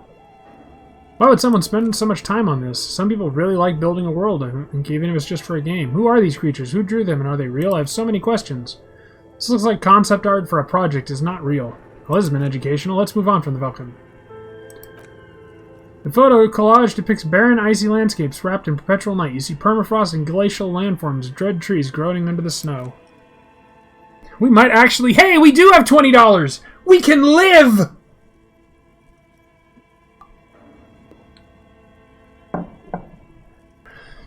Entire oceans have been frozen from shore to shore. There are pictures of settlements on dried-up riverbeds, abandoned in a storm, animal corpses in the dark, carcasses and bones.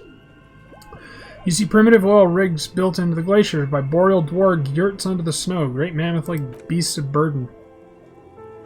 A pinned postcard reads the heat-death scenario. A desperate fight for geothermal energy engulfs the world as Wirral becomes the untethered from its sun, drifting up through the universe.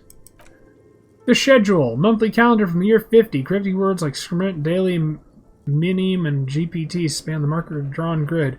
The grand scheme of production and money. It looks a bit like an academic calendar, only much more brutal. Some people really like building a world, even if it is just for a game. That's a nice nod, right? Minim stands for mini-meeting. It's part of a bigger framework for management work called Run. Station 41 tried to implement it but failed. Keep reading. What happened? As time goes on, the member in the boxes grow rarer and rarer. The board becomes an empty snowfield in the final days. Only failure and regret dwells in this region.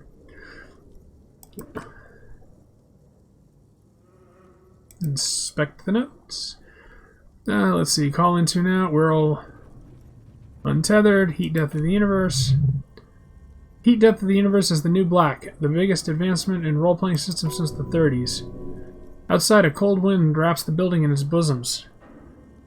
Snowflakes in the wind. An old woman passes what the locals call the doomed commercial area. She tries hard enough to look at the bookstore windows. It's unwise.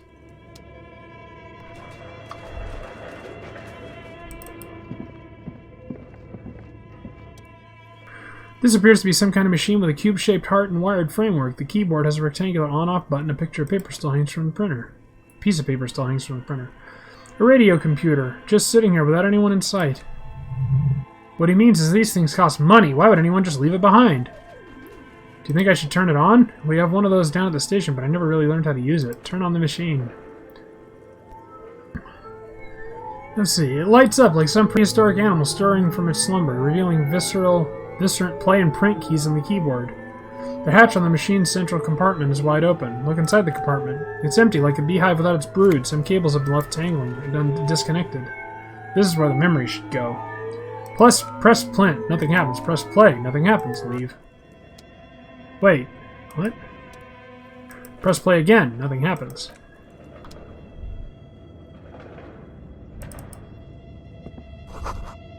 Blue velvet.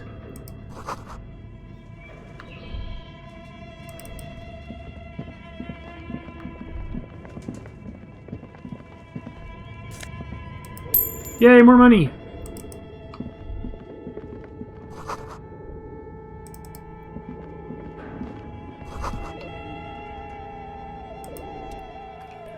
Looks like someone's tried to reconceptualize their business here. I don't get it.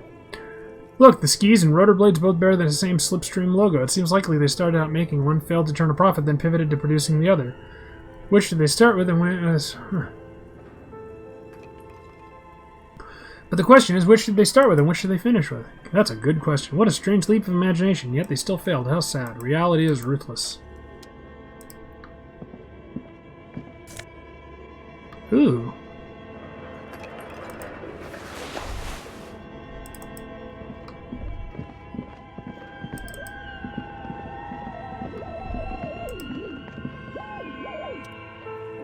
Yes, indeed. The old fireplace is covered in lines drawn blue and red marker, the mesh spreading over the stone like blood vessels on alabaster skin. It looks ghostly and strangely ancient. The whole thing resembles Kedron mosaic tiles, very pesantic. Hold on, how do I know what Kedron mosaic tiles are supposed to look like? History class, students with a textbook open, studying the roots of our civilization. Those aquarial blue tiles look beautiful in the sun. What am I looking at? Radio frequencies. Radio frequencies for what? Unclear. It looks like a cardiovascular system split into veins and capillaries. Very advanced. So we're dealing with something medical here? You think so? This web is comprised of radio stations, all led back to one red heart, titled the Game Master Frequency. The note says this one can listen to any station at once. Looks like a surveillance program. Wait, who's the Game Master? Someone very important. a conductor for hundreds of story threads that pass through the Game Master frequency. If it's a game, then who's playing? Whoever decides to call in to a call-in station, it looks like. A list of names under station suggests people across 6 Isolas would be playing. Mundi, Isolande, Katla, Grad, Samara, even Ilmara. There's no way a little basement studio working here could pull anything like this off. My God! It's as if the less money they had, the more ambitious the project becomes. Why do you say that?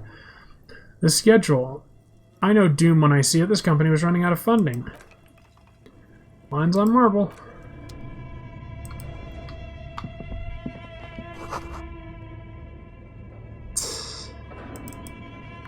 Yeah, I wonder if this is them saying something.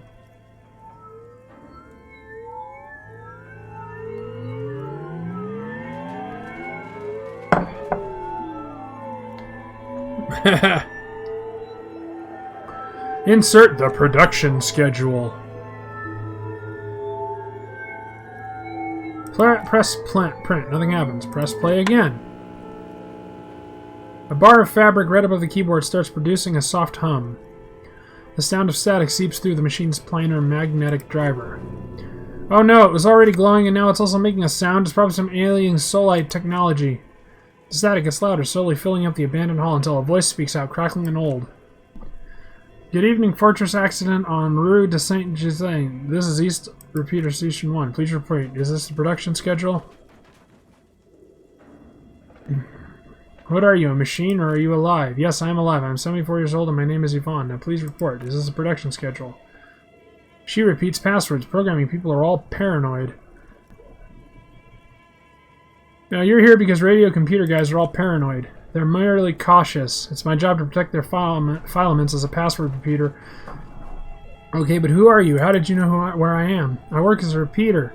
It's my job to know where you are, Fortress Accident. As for me, well... Then I am sitting in my cubicle surrounded by a wall of radios. On an island in the river Esperance, a small woman, all skin and bones, sits in a room filled with radio equipment. Thousands of tiny lights are reflected back from her prescription lenses like stars in the dark. Now please tell me the reason for your call.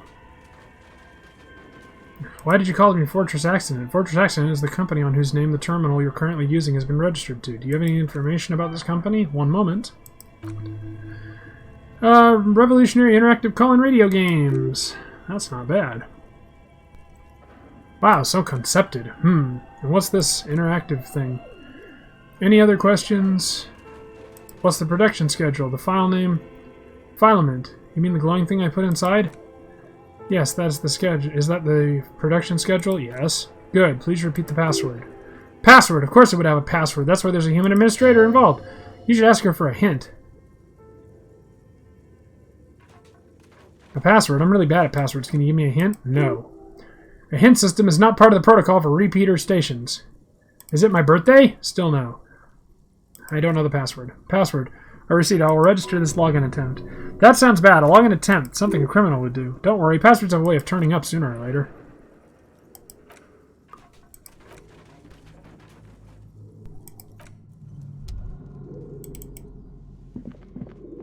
Okay.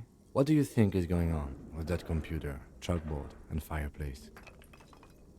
Looks like an undercover counterintelligence program. No, that's not it, I think. It looks like one of those popular pen and paper role-playing games, only these people were trying to automate it, make it work on radio computer. Utter madness, he thinks, as a compliment.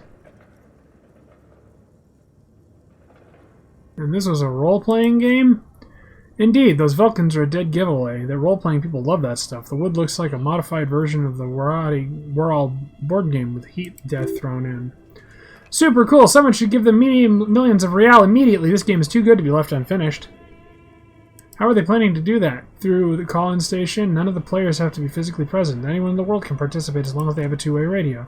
Then there's the Game Master frequency that listens into smaller call-in stations. I think that was supposed to coordinate the stories, functioning as a master of ceremonies of sorts. Has anyone ever done this before?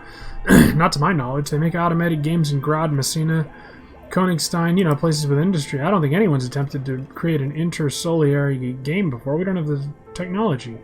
What do you think happened to the company? No idea. They stopped filling out schedules on the chalkboard. Wow! Indeed, it's ambitious and untethered from the reality, but...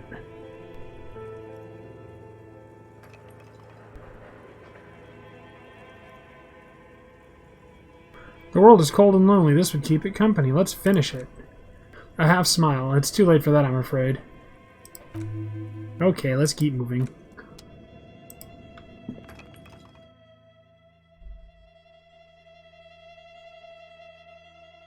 Wait, there's more stuff in there!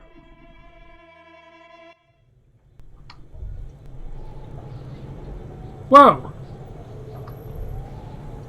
Where are we? I can't see anything!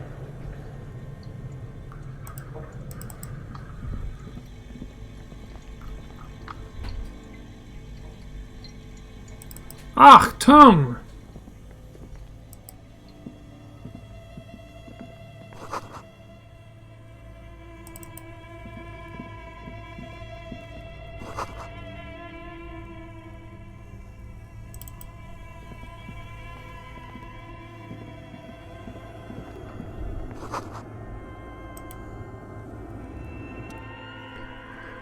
A hole in the wall.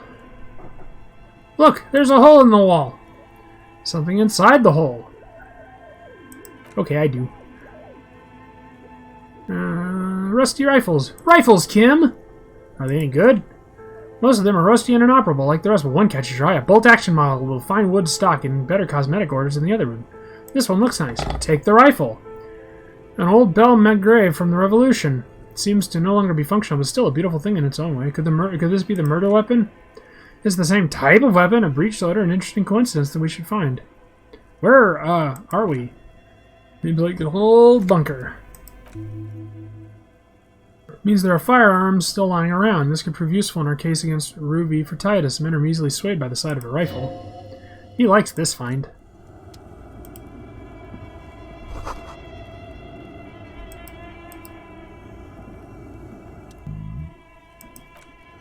Hey, I bet we could sell that rifle for money! It's thematic.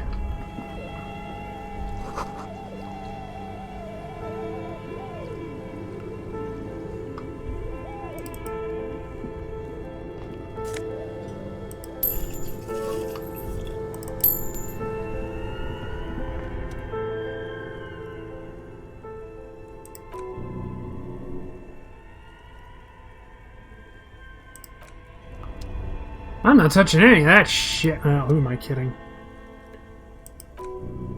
The red one leads off into the darkness and the black one to the ice cream maker. Unplug the black one. Something close to you dies with a soft electric purr. Why did you do that? I don't know why I unplugged it. I do things without any reason.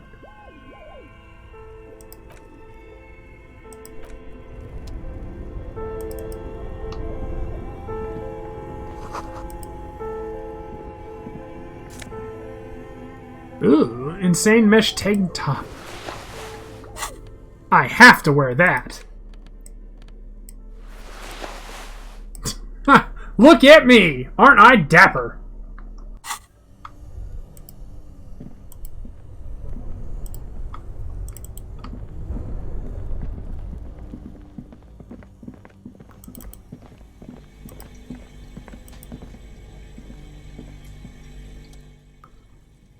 You see a terrifying ice bear with a strange compartment in its belly. The door is covered in frost. The bear's eyes are glowing red.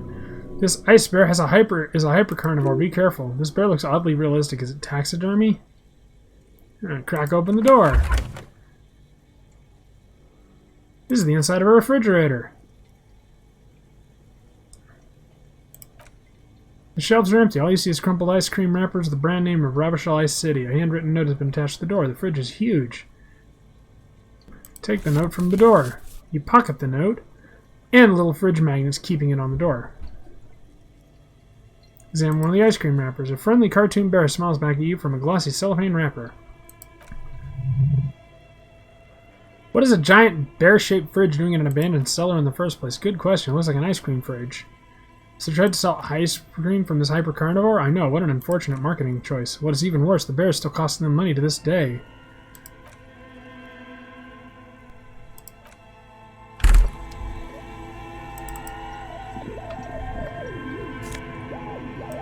Stuff!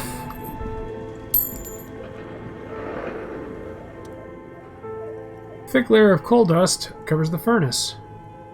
What is this thing? Is it a furnace? It looks like an old central furnace used to heat the building. It's connected to the chimney. No one has used it in ages. Look inside the furnace. It's dark and grimy, but in the darkness you can hear chatter. It's coming from above, a voice or several voices talking to each other near the smoke chamber upstairs. The echo is so prominent it's impossible to discern what the voices are saying or what's producing. What are you doing? I hear the murder of the hangman talking. I'm not sure, but I hear somebody talking. Wait, really? We should investigate. Smear your hands with coal.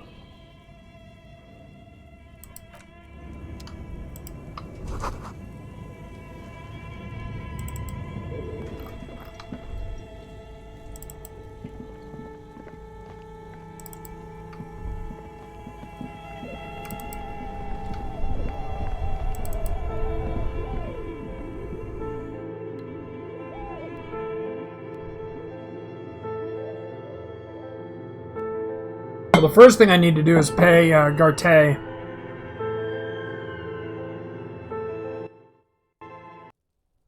Hooray! I can go back in there now.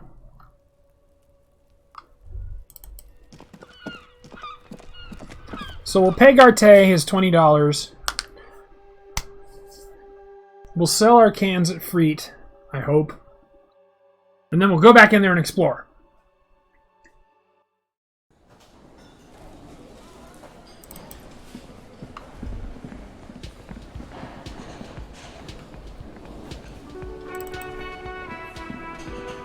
Can I help you?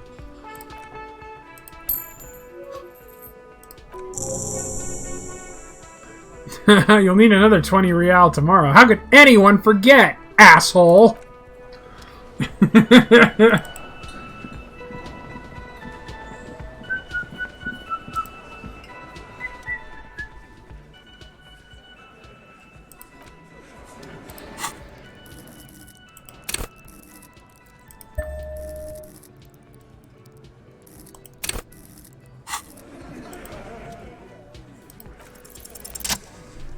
There we go. There's a yellow ribbon tied to one of the branches. Light yellow, faded with time. A tiny splash of color in the blackness of the thicket. Hanging from it, a bronze key. Someone hid the key in the bush and attached the yellow ribbon to make it easier to find. It's close enough to to the latch up there. One can slide it open and just take it. Surely not a coincidence. Someone's hid a key in this bush. Huh?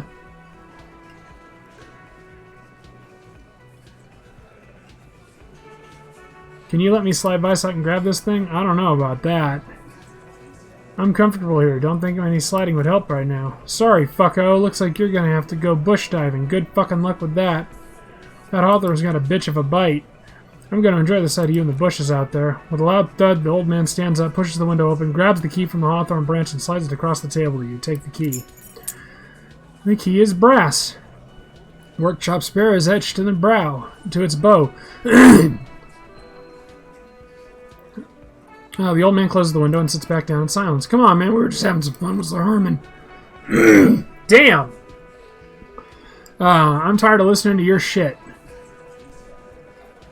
Thank you, nod to the old man. Don't thank me. I don't give two shits about your key. Does anyone know why this key was hanging right outside the union box window? Didn't even know it was there. Boys? No idea. Never even seen it. Someone must have hidden it there before this room became our place. Look at the key in your hand. I wonder what it opens. It could open the door in the kitchen, the blue door. It says workshop spare. Maybe there's a workshop there. It's worth a try. Might we finally find out what's in there?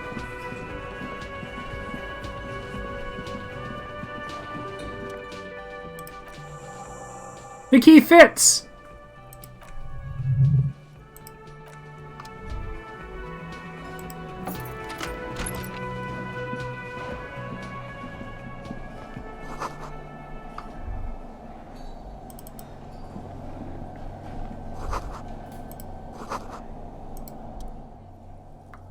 Just waiting to be plugged into play.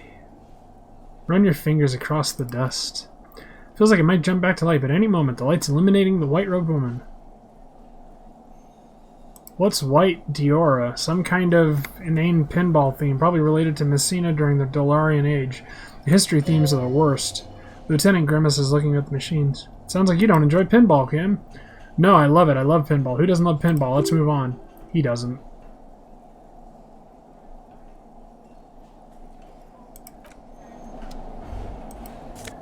Fuck it, I'll play it when he's not there.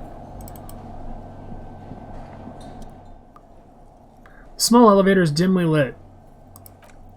Smells of nougat and sweat. There's a control panel to your right, enough room for 2 people to fit in. The maintenance card says last maintenance, 10th of July, 88.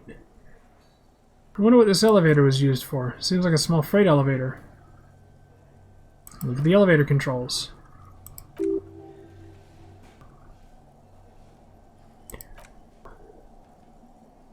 I say let's brave it.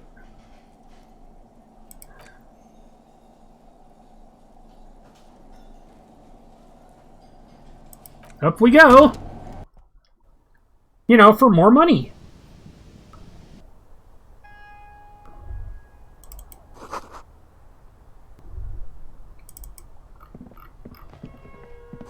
Ah!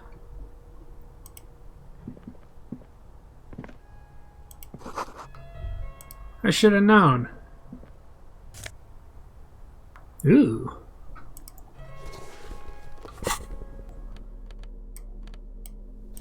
Bitchin'! Look at how ball I am.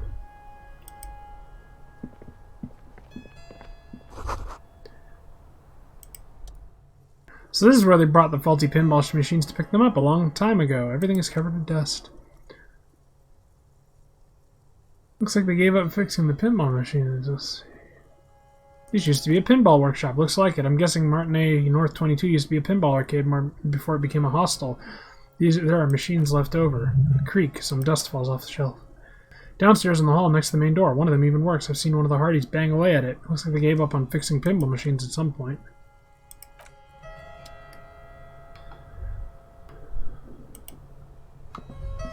Even more money!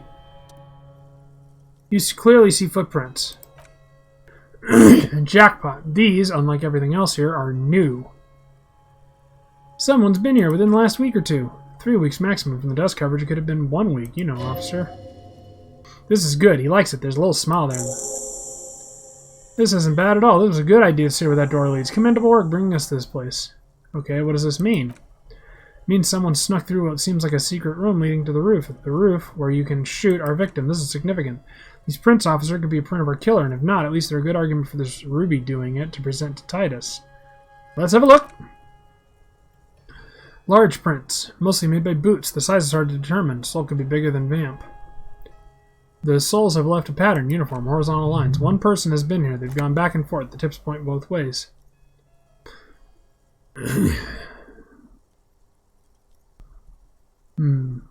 Prints look like one person went back and forth. Between there and there. This print doesn't look like the odd-soled print we found at the hanging. Size looks about the same, actually. They're not the same shoe, but they could be the same person. This doesn't look like the worker's boots.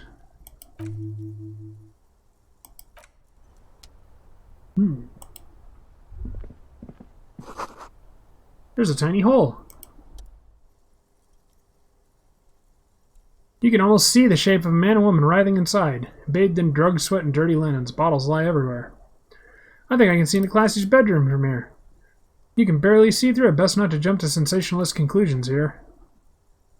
What were these people doing in here?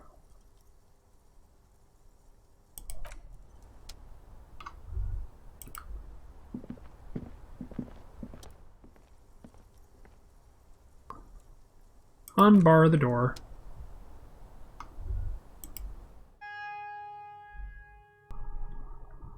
Hooray!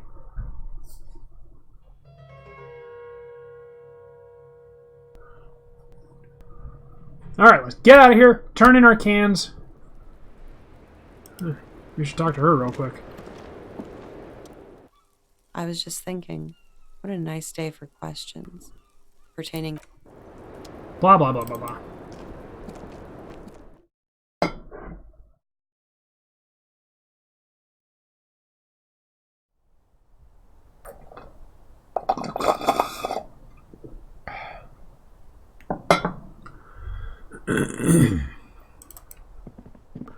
The plot doth thicken.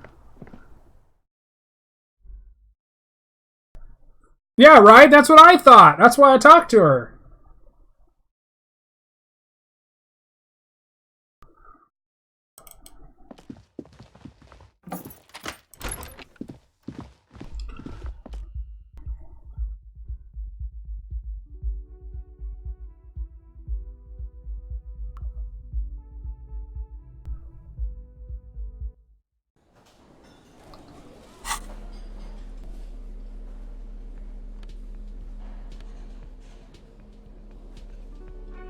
1 rhetoric and a +1 to everything else.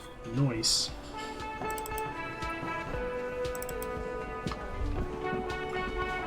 Can I help you? What if I told you I got into the back room behind the blue steel door? Oh, okay, well, I did hear you make noise back there, so good for you. He's really, really holding himself back here. It takes a lot of willpower not to ask. Obviously, you've been wanting to know what's behind the door. Aren't you going to ask me what's back there? Okay, what is back there? Pinball machines, a pinball workshop. Ha! I knew it. I always wondered where those machines by the door came from, and they told me there was some kind of pinball thing here, too. I knew it. Were there any back there in working order, I mean?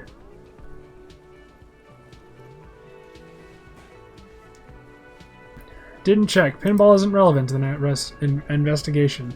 I was just wondering if he found pinball machines there. He's wondering about something business-related, about how much money he could make off of one.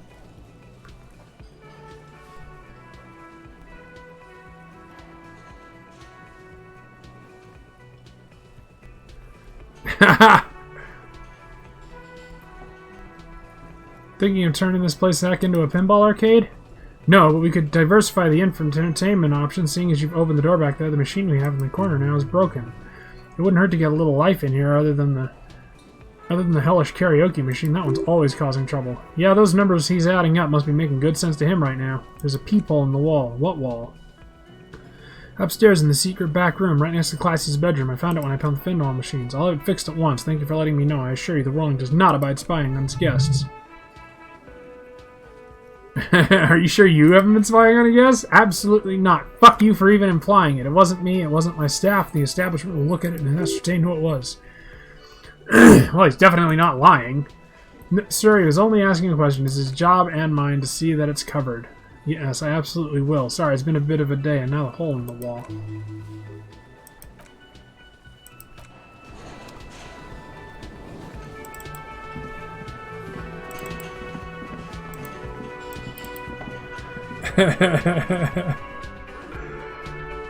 This one will be ended earlier than usual. I'm gonna end it at the end of the day, which seems, you know, fitting. That being said, there's plenty left to explore, so that's where we're going. After we turn in our cans. Yes! Yes, indeed.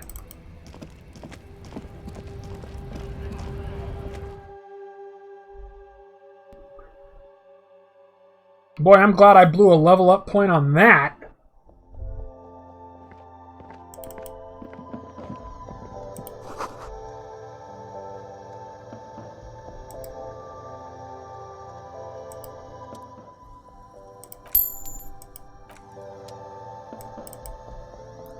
Damn, we're halfway there.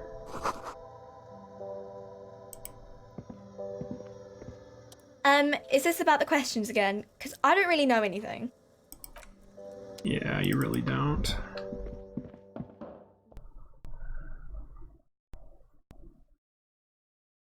Oh yeah, I should give them their boulet.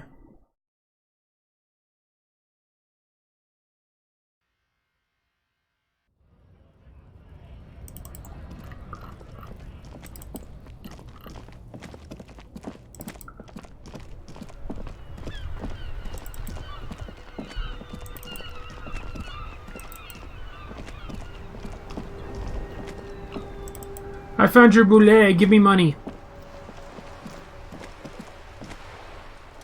We're still waiting for a replacement for the bull you sent sinking. I found you guys a new boulet. What is this? Are you mocking us? This isn't for patonk. No need to get angry. I'm sure the officer tried his best. It's not like there's a boulet kiosk here in Martinet. I'm very sorry. It's the best I could find. The best, huh? This isn't even a boulet, but fine, I guess you did. You did attempt to right your hooligans and consider it forgiven. Is there anything you can tell me about this rifle? Do Maybells mean anything to you, Renee? He glances at it and frowns. I prefer the old name, Insulindian Lily. Girls brought them to young cadets when they entered service. Wearing them on your cap is supposed to bring good luck. Hold on, this is a royalist military tradition? It used to be, but the communards were fond of them too. Called them revolutionary flowers. Bells of the revolution. Did they bring you good luck? You know what? No, they brought me misery, false hope, and disappointment. The revolutionaries sullied them. It wasn't the revolutionaries that sullied the idea for you, was it? She gave them to me too, and your jealous little heart just couldn't accept it. Enough! I can go over these matters in detail with you, Gaston, but don't be a company, so officer. Maybe else don't blossom yet, do they? Maybe on some remote parts of the city they do, but I think you have to wait for at least a month. Is there anything you can tell me about the firearm? A good weapon, accurate and reliable. His moves are quick as precise as he first checks the weapon, then aims it at the sea. The man knows his firearms intimately. This one's inoperable. The bolt spring is missing and the mechanism is jammed shut. Still a beauty. Where did you find this? In the basement there. I'm not surprised. There are probably lots of forgotten wartime weapons. Everybody had something stashed. As for the rifle, I don't know what to tell you. They're an antique. Nobody uses them anymore.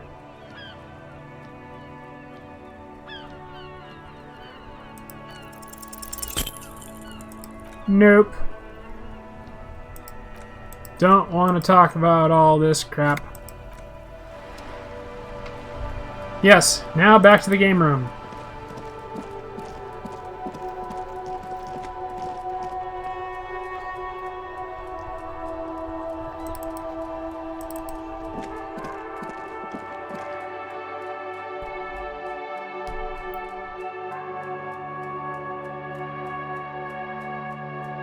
Hey, what if the fucking password is Slipstream?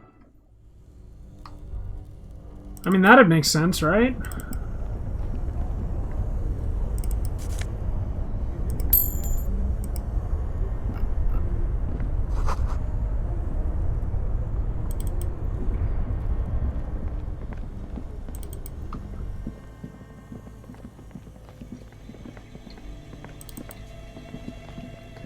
See, I got back to it. I said I would, and I did. Haha.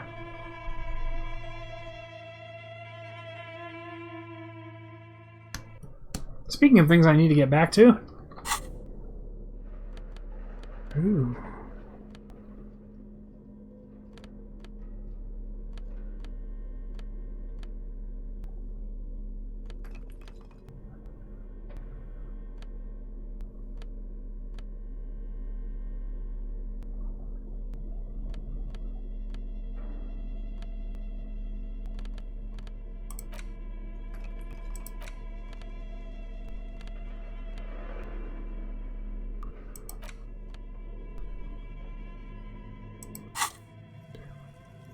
Let's see. Is there anything interesting? This is tangential at best, but the lieutenant's detective instinct is still active. Read the note. Someone has scribbled S. I believe the off-site copy is still here. The illiterate ginger kid keeps stealing stuff from the studio, so I had to hide it somewhere safe. You'll find the file memory with the off-site copy on the frozen ice cream maker. Please take it home ASAP. It's important. I'd do it myself if I lived in a civilized place with a freezer.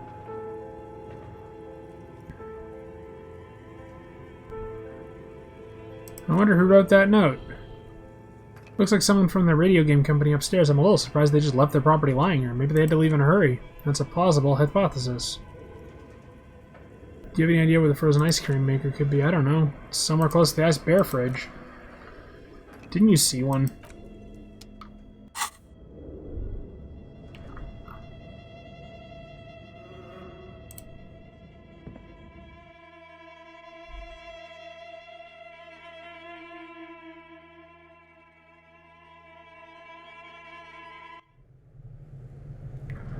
Not fucking shit. It's haunted! Yeah, beat the shit out of you, lady.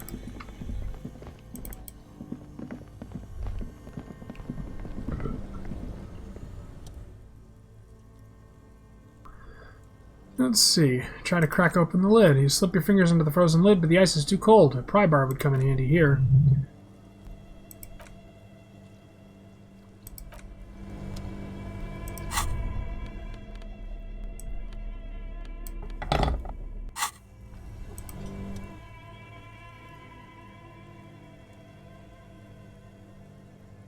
Turn the ice cream crank.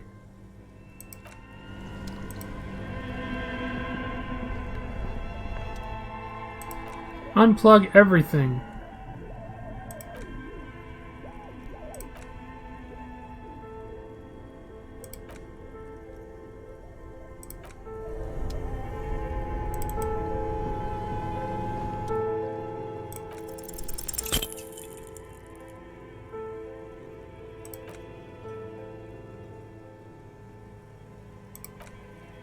That's a good pry bar. I'm not criticizing it, but this ice cream maker is frozen shut. It takes an advanced tool to get that open. Where do we get one? I have no idea. This ice cream maker isn't important enough to requisition a special tool.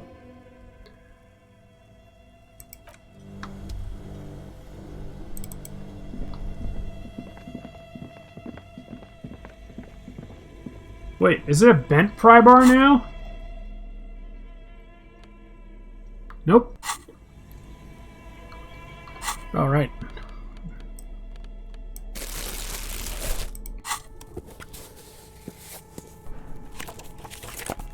Ah.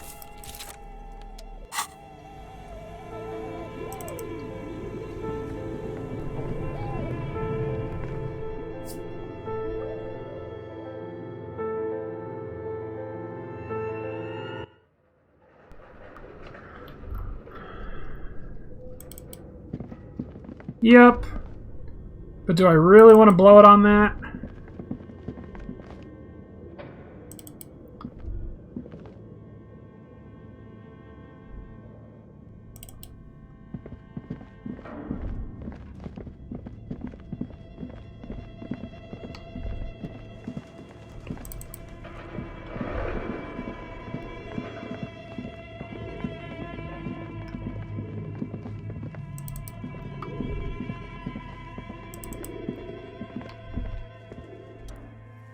Safety curtain.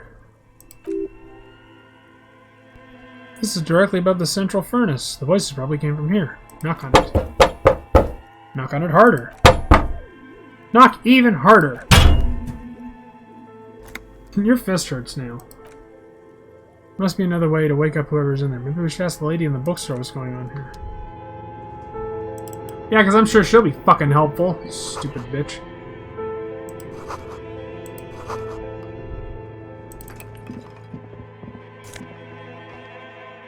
Ooh, a postcard.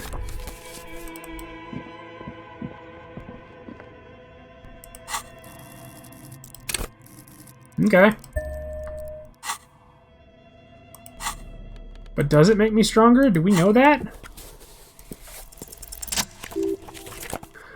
Yes, at last you find a way to piece them together using alphanumeric codes on the margins. HDB41. Date of initialization and time of arrival.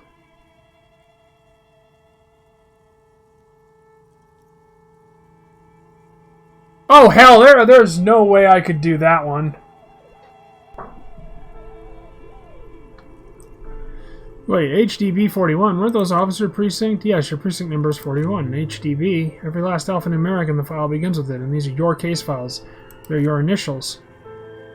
I think what you meant to say was RAC, Raphael Ambrosius Cousteau.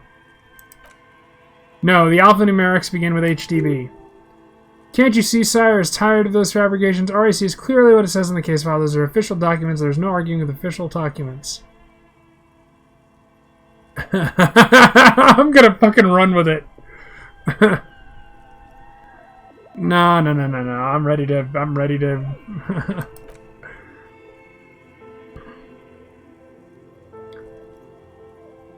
Nope.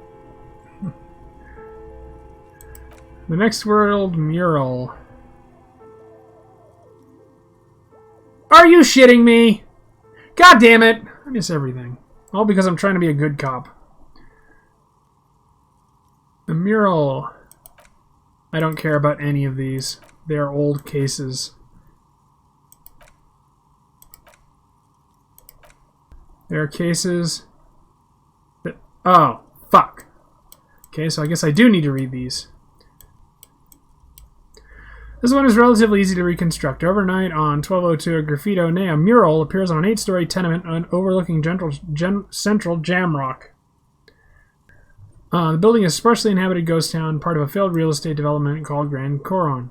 The mural is enormous. Two silhouettes, a man and a woman, are kissing. Their text cut into their forms read, "True love is possible only in the next world. For new people, it is too late for us. Wreak havoc on the middle class."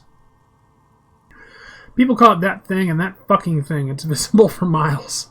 In 2 days, the station's complaints desk has clogged to request to remove the bummer. You and your partner are assigned to the case. The graffito crew is easy to track down. Only the Belles Lettres have the literage of industrial paint to cover the surface. One of the graffito artists is rumored to be rich. They take responsibility for the execution, but not the design. The ideologues of the next world mural, as the crew calls it, remains unknown. Wait, do I ever find out who came up with? The crew agrees to clean up after themselves. However, your partner is against the removal, citing public support for the conservation. This leads to a debate, which then spreads through the streets of Jamrock, ending in a rare plebiscite. The 9,000 people subjected to the mural's message, plus half the eminent domain, participate in the vote, although the case begins with what appears to be a lot of rumbling on the streets. Remove the mural, it is wrong. Keep the mural, it is right. Shit. Fight the middle class? Fuck no. Remove the mural, it is wrong. A staggering 78% of voters choose to keep it. Turns out the opposition were a loud minority. And that love truly is possible in the next world for new people, and it is too late for us.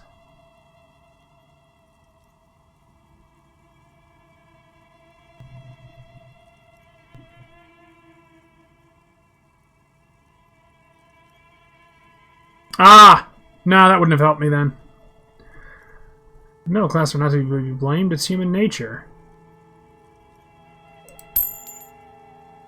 Did anyone ask what you believe in, man with the smelly toilet ledger? What do you want to tackle next, or are we done? The unsolvable case. A.K.A. Leslie and Burke, a.k.a. the public indecency drunk and the property damaging drunk, is a cursed case. It has been passed from unsuspecting officer to unsuspecting officer for 10 years. On January 29th, the unsolvable case made its way to you. Why you accepted it is unclear. Every officer, and indeed most civilians in Jamrock, know it's unsolvable. Leslie will always take his pants off when he's drunk. Burke will always trash everything. It's just what they do. It's their nature. You cannot change the nature of a man. You can't lock them away because public indecency and small-scale property damage are not punishable by incarceration. The only way for Leslie to stop flashing his genitals to bypassers and for Burke to stop dismantling signage and rear-view mirrors would be for them to stop drinking alcohol, which in their 40s or 50s is hard to tell because if their distorted features is a medical improbability on par with you ceasing to produce the expression. Couldn't we just keep them off the streets? You would think that, but you're wrong. Where's the fun in exposing your genitals or breaking stuff in your own home? No, Leslie and Burke are on the corner of Main Street in Perdition because that's where the action is. Can you keep yourself off the streets? Threatening fines, dragging them to the station, locking them up in the hellholes they live in, locking them up in the station, hypnotherapy, even trying to get a local gang of Zemlikas to take them out. The Zemlikas gave them ethanol so Burke and Leslie would expose and rampage even harder. You tried it all, and still the complaints wouldn't stop, as they hadn't stopped for 10 years. It's plain to see from the files that JV and Special Consultant TH had more important cases to attend to. You uncover cross-references to several ongoing investigations, each brought to a standstill. Because they are. On the corner, what is Leslie doing? Leslie is exposing his penis. Good, you're learning. If the files are to be trusted, that's all there is to it. That and Burke breaking things, and the fact that they're both drunk. But again, so are you. The case becomes considerably less comic one day when Burke takes a swing at your ledger. You must have confused it with the property he likes to damage, but the joke's on him. You're drunk out of your mind and on potent Pilsner. You slam the hardened plastic board in his face, then you proceed to beat him unconscious with it.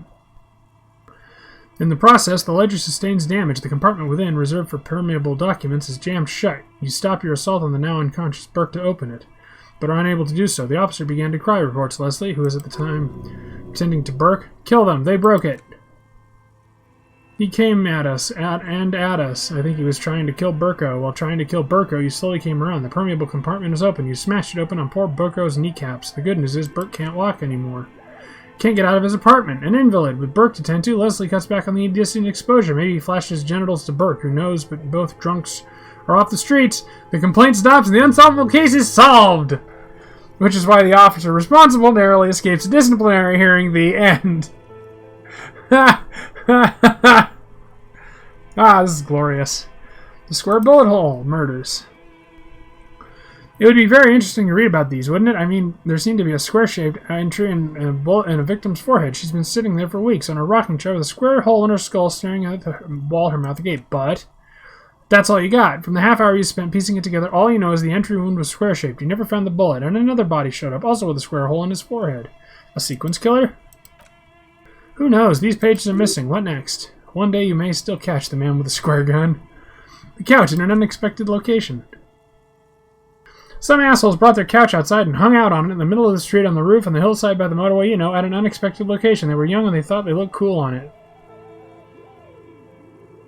They actually look like assholes. Insufferable dicks. Young people are the worst. So anyway, you gotta complain about the damn sofa or couch or whatever it was.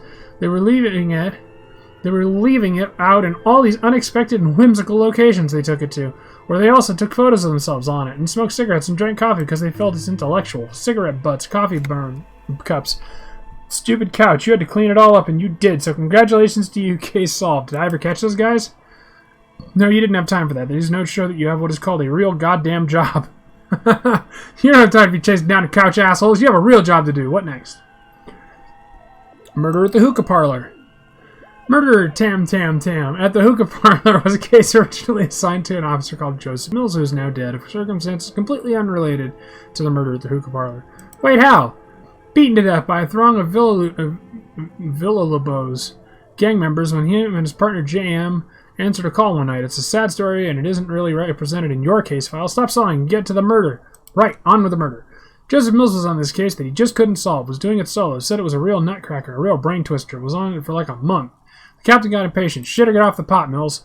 Mills didn't get off the pot, not yet. He kept at it for another couple of weeks, racking his brains, running with every theory, as outlandish as they seemed, and still couldn't solve it. Tough case. Toughest he ever had. Wait, was Joseph Mills a good cop? No, he was awful. Awful sense of humor, too. The worst jokes you've ever heard. Really raspy, or really rapey. Still, he'd been on it for months now. Said it was the final case. Said it was uncrackable. The murder vanished into thin air. That goddamn hookah parlor was all he talked about. Okay, so the case is handed to you because Mills isn't getting anywhere, and you look into it, and here's the setup. A young man is found dead in a hookah parlor. You know, those places where you go and smoke bubblegum-flavored vapor all day. Really stupid. Yeah, so anyway, young man in his 20s found with his skull busted open right on the floor of the hookah parlor in the middle of the day. No one else is in there, only client in that day. In perfect health, too, some kind of movie producer. No one enters, no one exits. He's just sucking on his watermelon hookah all day. All morning, all noon, like he usually does. He's a regular. No calls, nothing. Just sucking on the hookah until 15:45. Then bam, he's dead on the floor with his skull busted open. Blood everywhere. What happened? How can it be? Mills has no idea. Invisible assassin, movie deal gone wrong, girl at the counter did it, nothing fits. Eerie. The man just dropped dead. So you go to the parlor, you see cushions around the table. Table's low, heavy, really sharp edge. He sucked hookah, stood up, passed out, hit his head on the table, and died? See? You can't even read the thing without solving it. Yeah, it was that. Turns out hookah does do something. It turns off your brain's oxygen supply, and if you don't notice it, and you don't notice it until you get up to go to the bathroom. What was he doing there for 6 hours? Smoking hookah. Didn't you hear? I don't know. Trying to come up with a movie script, maybe? Anyway, that's the murder at the hookah parlor. Joseph Mills was not a good detective, and about 30 minutes have passed since piecing it together. Next.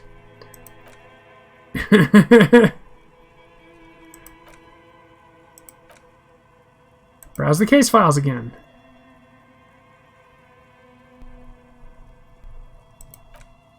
There we go. That was pretty funny, to tell you the truth.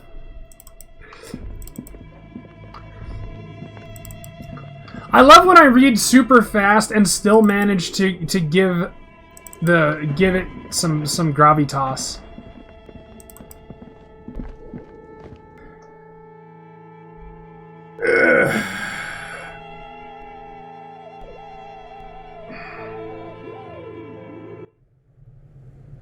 Ow.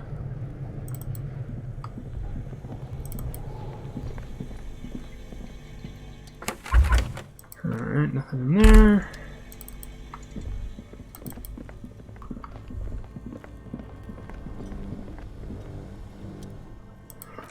Can we sell that stupid gun? Wait a minute.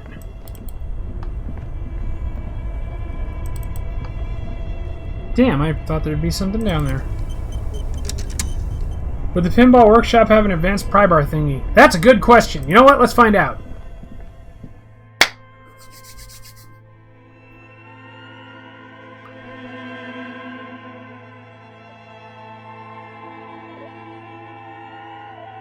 But first, off we fuck to Roy's.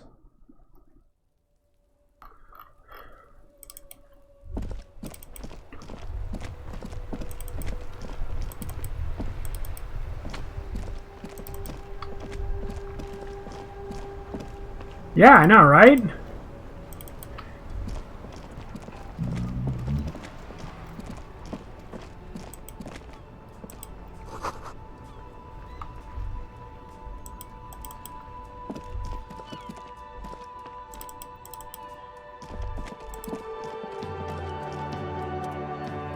Damn. Oops.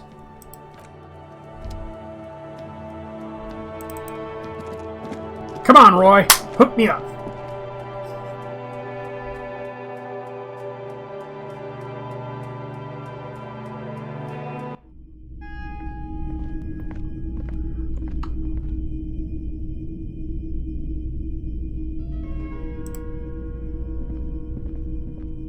Hello, hello. Let me know if I can help you with anything.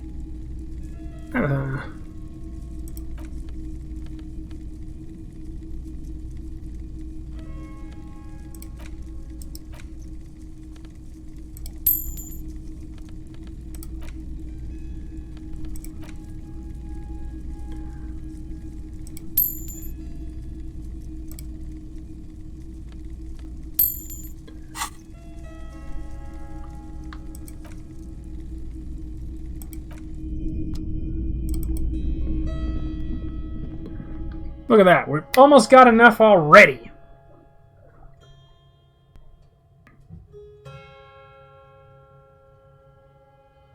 I need more visual calculus. That's what I need.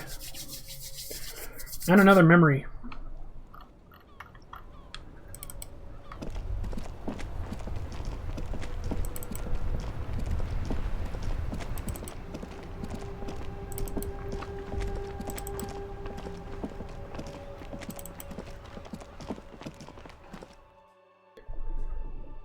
Man, the money system in this game is weird. Such is real.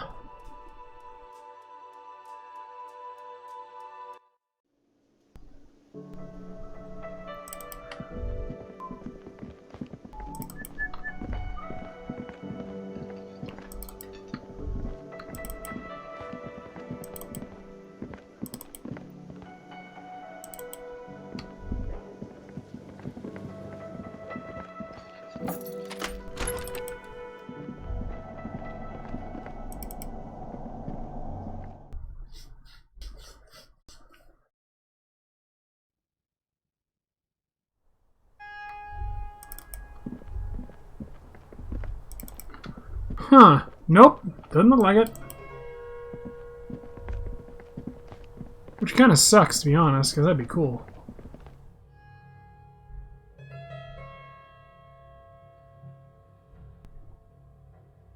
Right? An out-of-date map for the whole city. Ain't that about a bitch?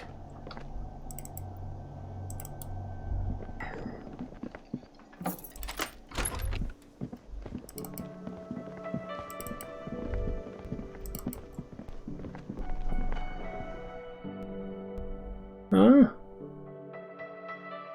What thing? I thought I did that. Didn't I?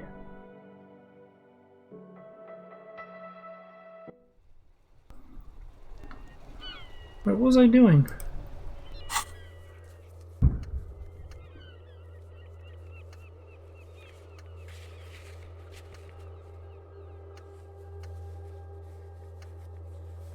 Oh shit!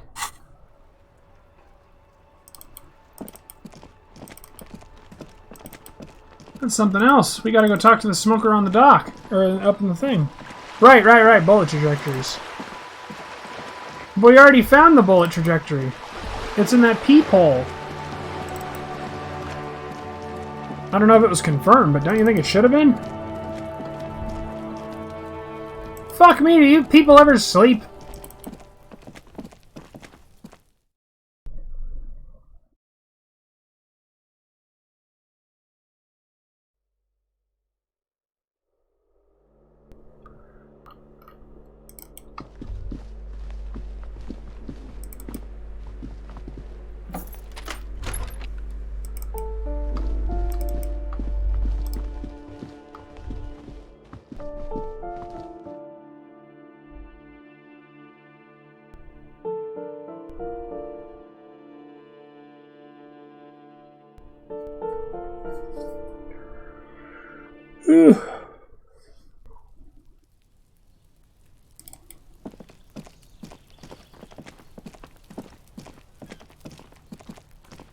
Gendarmerie, you found me.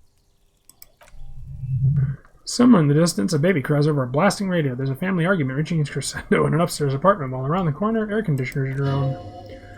It feels like a Friday. He seems to be in a good mood today. We found a key hidden under a stone. Was that yours? It was mine. My friends use it from time to visit me. So tell me, are you here to make things right again?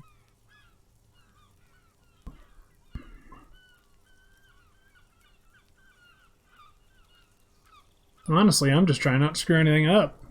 That's what I'm aiming for. Beautiful. I have some good news for you. My Sunday friend is visiting me tonight. I told him about you, and he'd like to say hello.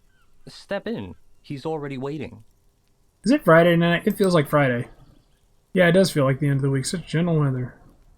Very well, I'll go talk to him, but I want to talk to you. I have so many questions. That's nice, but I don't have anything to tell you. It's my friend you're looking for. Takes another drag. Besides, I've got to run.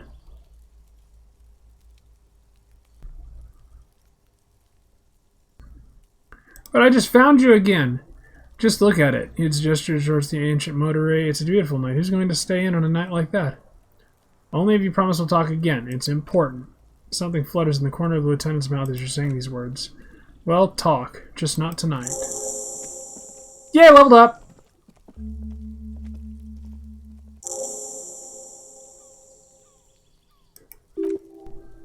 And he's gone again.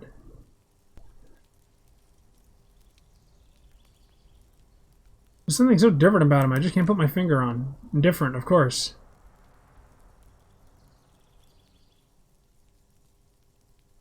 There's something so mysterious about the way he talks and moves. Something so mysterious about the way he talks. Very mysterious. Very. He's barely holding it together. It's all he could do from bursting out in laughter. Come on, detective, let's go. We got a potential witness to interview. A Sunday friend, remember? Damn it, I wanted to make him laugh. I'm glad I remembered that motherfucker. I would have fucked that all up. Stuff!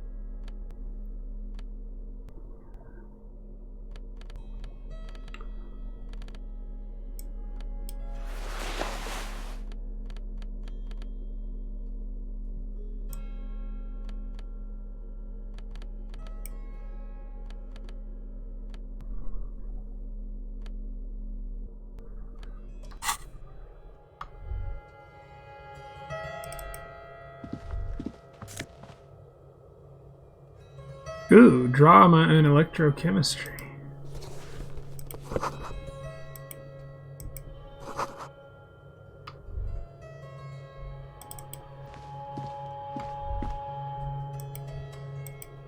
You have acquired the hat. Keep it, officer. It looks good on you.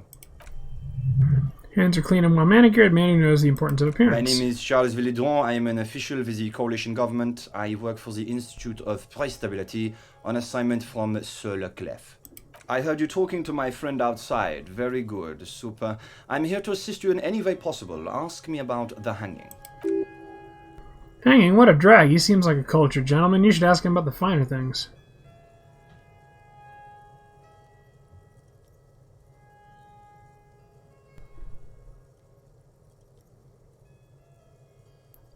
Before we go on, I have to inquire about this wonderful Oh, candle. yes. My friend has a great eye for these things.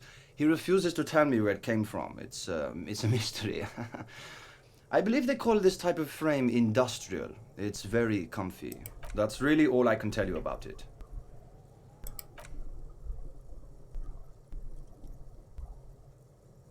Now, what's an official like you doing in Martinet?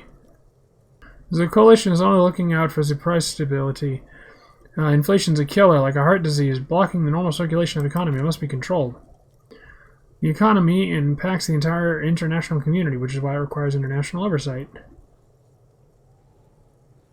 Okay, but what are you doing here in this apartment? Ah, well, I'm renovating it. It's an interesting project. The building used to be a 12-story skyscraper before the cannons took off the top 4 stories. This, of course, happened when the coalition forces landed here. You could say I'm undoing some of the material damage the international community caused when we arrived here. So you're some kind of bureaucrat? Yes, as I said before, I'm a commissioner from Sur La Clef working for the Institute of Price Stability. This is one of the main projects of Moral Intern. Wait, there isn't actually an Institute of Price Stability. Is there? Or maybe there is. God, it's impossible to understand whether someone from the Moral Inn is joking or not. What is this international community? The Community Internationale is what Ravisholians colloquially call the Coalition. In other words, the nations that stop the disaster of the Resolution. And what do I call the Coalition? Your employer, technically speaking, the governing authority of Ravishol, the RCM, is but one part of this provisional administration. What is the price stability is the most important thing. It doesn't tell me anything. It's the central goal of any sound monetary policy. Maintaining price stability is essential in maintaining high levels of economic activity, which is important for maintaining high levels of employment, which is essential for maintaining the social stability. Basically, it makes sure the price of bread doesn't change. Precisely. Too much inflation, bread becomes too expensive. Too much deflation, it becomes too cheap for bakers to produce. That's why the institution of price keeps the inflation just below 2%. 2% of what? But not too far below now. You're not answering my questions at all. The Coalition believes in the importance of informing the public about the benefits of the price stability. Transparency is one of our principles. Would you like an informational pamphlet? Sure, give me a leaflet. Oh. A sound monetary policy is essential for addressing uncertainty. Stability is the raison d'etre of Moral Intern. It's the reason I identify as a moralist. But oh, I don't have any leaflets on me today. That's too bad. You can always call my information line. I want to know more. It's the International Organization for Moralists, hence the Moralist International. The Institute of Price Stability is one of the many mind babies. So what I'm... Oh, so we're actually working for the Moral Intern. That doesn't seem too bad. There are more nefarious powers to work for.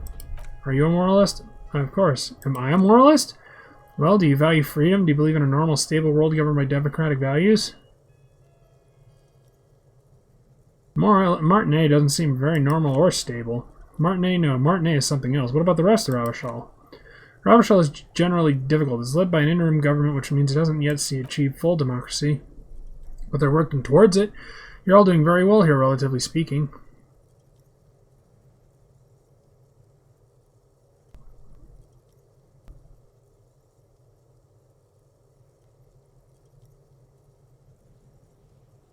It's like every time I'm talking to people, I'm choosing option D, none of the above. Is that moralism? Is option D usually the most reasonable answer? Yes, everything else is super extreme. It's like I'm living with a bunch of lunatics. Sounds like you're a moralist indeed. Welcome. Moralism is all about compromise and achieving the achievable. It's pragmatic, realistic, and level-headed. An ideology for doers. Are you a doer? It looks to me like you are. Yeah, right? Tell me about Sur La Clef. What's there to say? It's a modern urbanized community. Sponsor of less emerged countries. What makes Ravishol Sur La Clef's darling? Because a great percentage of Ravishol's culture hails from Sur La Clef. Its language, its people, its cuisine, even, or at least in the Delta area. Jamrock and other parts have been mercifully spared of Sur La Clef's love of meatballs and mashed potatoes.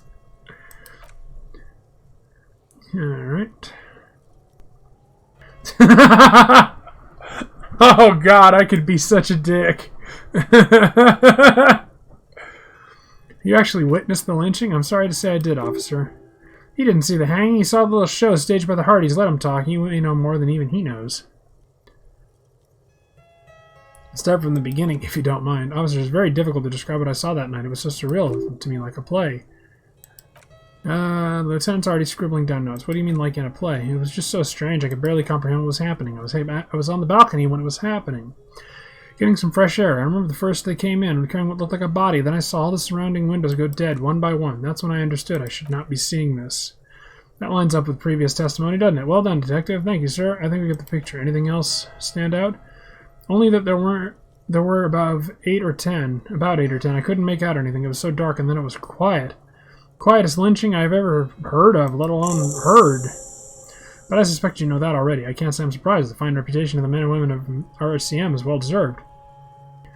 Can you tell me about your friend? Ah, my friend. My friend's a good young man. His family immigrated from Kedra, and his life has not been easy for him. But he understands the importance of education. He has taken his future into his own hands, and that's all that matters.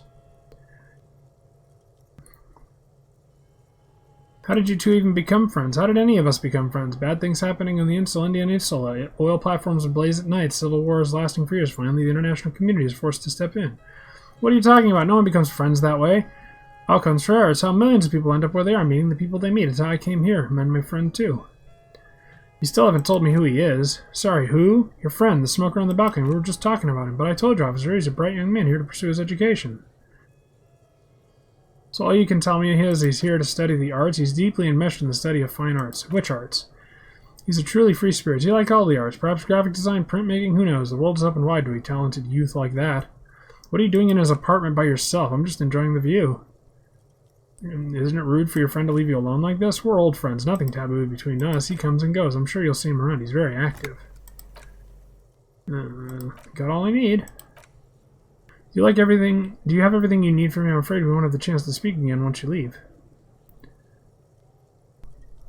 Hold on. Why can't we talk later? It's against diplomatic best practices for an official in my position to be discussing murders with local militiamen, and I'm pressed for time. After you leave, I should be leaving as well. Thanks for the heads up, but my work here is done.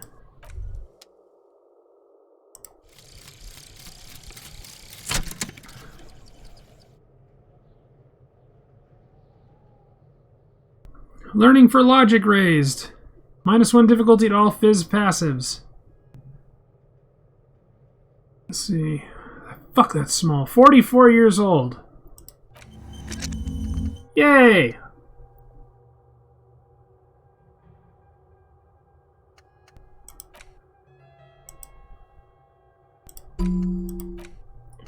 I know we'll need one more.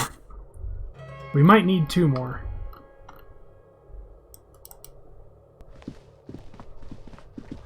Where are we going? What are we doing?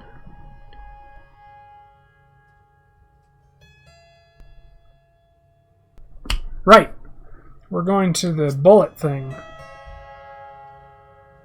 This game's beginning to make my fucking head hurt trying to keep all this shit straight. You know what I mean? You know what I mean.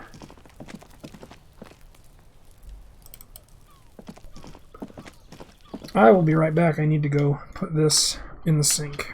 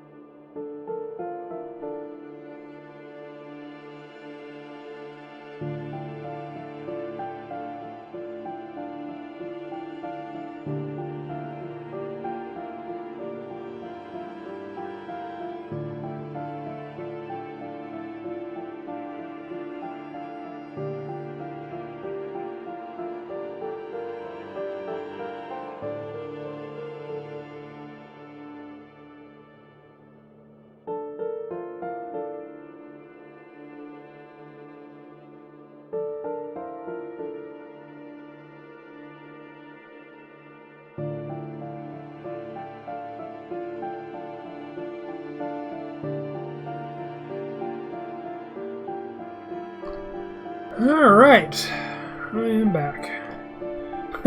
Yeah, that's pen and paper games.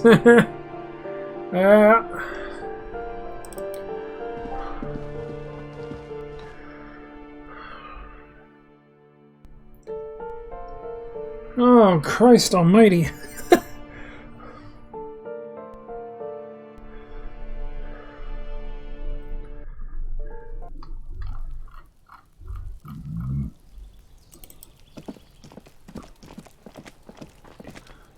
I still haven't helped out those goddamn commies yet either. That makes me happy.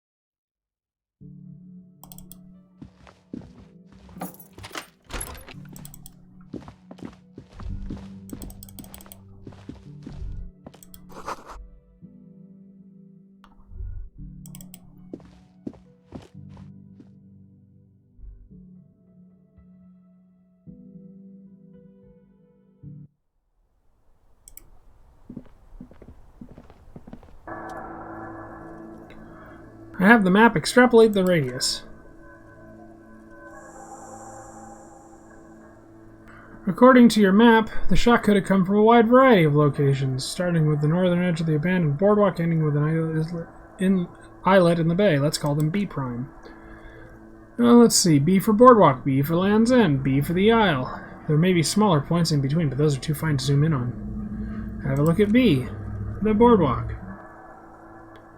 700 meters away, the likeliest of the B's. 20% chance. A skilled sniper could have made the shot, provided he had a safe sniper's nest, even with the light on inside. We're talking military training. At that distance, the perpetrator would have had to take wind direction into account. Land's End. Let's see. A truly skilled sniper could have done it. Probably from a tent. Nah, too far-fetched. An unlikely point of origin. Do you think a shot could have come from further down the roof in Martinet? From where? Let's say B prime, the boardwalk, B double prime, Land's End, B triple prime, the islet. I see you've given this a lot of thought. Are those locations you singled out in addition to the roof? What is the likelihood that it came from a further distance? Much less than from the roof, but it's still there. Okay, well we should see if there's a gunshot residue or sniper's nest if we go down the coast. Rule the spots out one by one. It would be diligent. Until then, I'm going with the roof version. It fits the hidden path through the whirling, or simple hypothesis. I still think it's over there.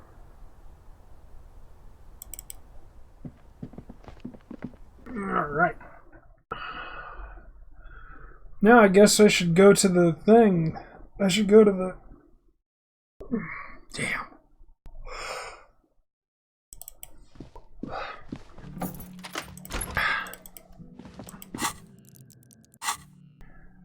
I should go to the dock, see if I can find a tool.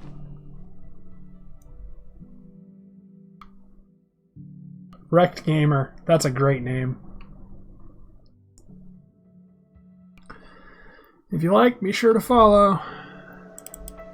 Same old bullshit you've heard from every other streamer.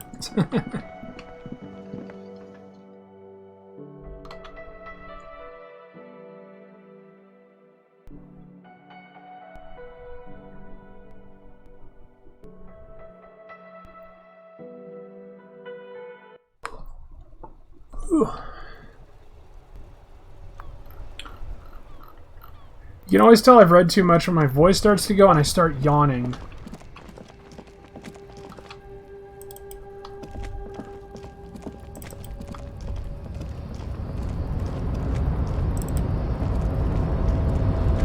God damn, he's still there? Christ's teeth. Him and his bitches.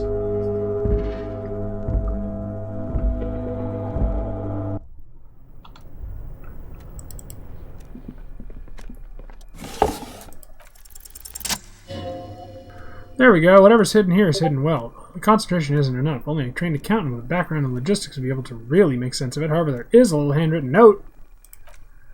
It appears to be a to-do list. Remember, Leo, Everett shoes, special whirling borscht. Or water Everett's plants, sweep office floors, more banners. All the items have been crossed out and the note itself is crumpled. A to-do list. One of his aides must have left it. Nothing incriminating here. The special borscht seems a bit odd in the list. Take another look at the note. Well, shit. I wonder if Leo has that recipe. I want to make a special whirling in rags borscht. I mean, who doesn't? Borscht is awesome. Because beets are awesome.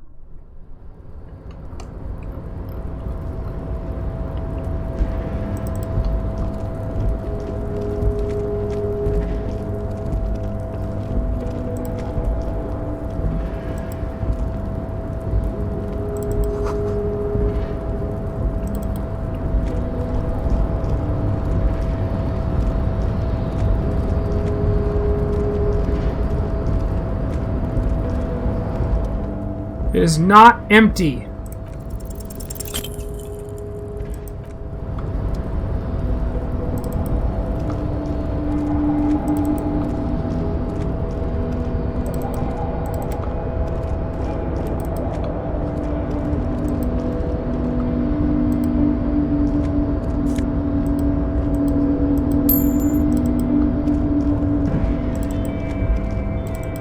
Jesus Christ, Leo, do you sleep? I need to be back to talk with old Leo here. Yes, I did. Yes, I did. It's like Lady Larisse said when she opened a bathhouse in the basement of my apartment building. They can only get so far before they're aching to get back. And a lot of folks really did keep coming back. What was this about the borscht? Oh, yes, I've been taking special whirling borscht to the men every day since the strike started. It's very, very good. It makes the men feel so warm and happy. I feel like I could take on Mr. Renadon's bear dogs any time the lunch is done. What do you mean by taking this soup for the men? Is it for striking? Yes, I'm taking it to him. The borscht keeps him happy and his fighting spirits makes you all warm inside. They brew it inside whirling in rags. Hold on, who makes it a whirling? Oh, the whirling's cookie makes it. He's always talking with Mr. Magnon in that weird language and laughing together. He doesn't speak what we speak. He's from Grod. Something is off about this, borscht. I'm going to look into it.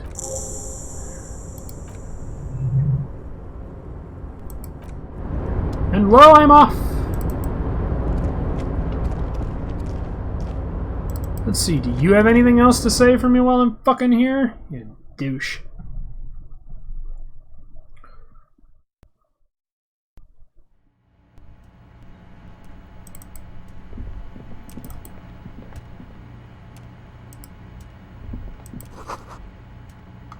Look, something forgotten on the coffee table. Where?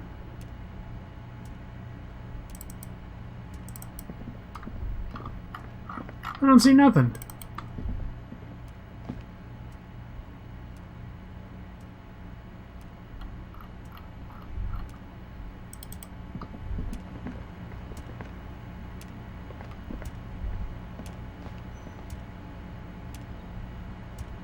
I don't actually see anything. Holy crap, the fatty's gone.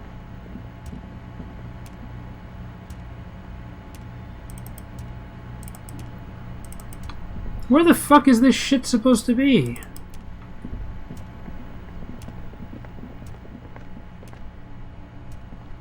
Oh well.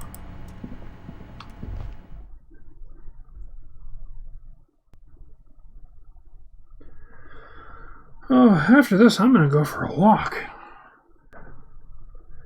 Damn, we got a lot done today. Woo! More than I thought we would. I'm as pleased as punch.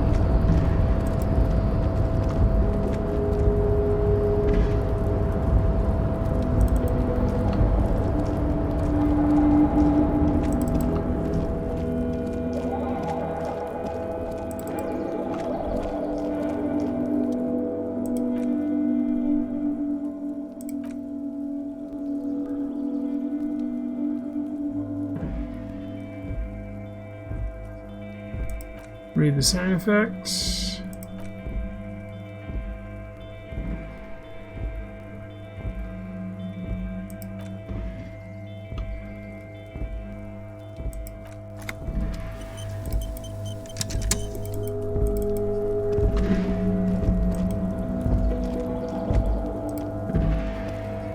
Yes? Why did the 41st send me? Look at you, it's because you're a failure. They sent you to slight Precinct 57. That can't be right. Just think about it. You're a raging alcoholic who showed up 3 days late wearing a piss-stained disco garb. You weren't sent here to win. Kim, what if my precinct sent me on this case because I'm a fuck-up, like as a joke? I've considered it. So it's true. It would be immensely ugly of them, not to mention unprofessional, but I also think it's somewhat unlikely. Why is that? I checked the records. This jurisdiction dispute, who polices Martinet, reaches back to the 30s. It's as old as my station, and all this time we can't decide who gets Martinet. I think, yes, both stations would prefer a win. Haas, you are their finest. I am the finest of nothing. Do you really see me as a safe bet? Safe, no, but you're old. You've made it this far. Something has brought you through. We've only just started working together, so I don't know where it is yet, but it's there. So no, I don't think they sent you as a joke, and even if they did, they're in for a surprise. He's right. There are no airtight theories, just paranoia. You've given us some thought, and I'll let it go. I want to talk about you. Tell me a secret, please.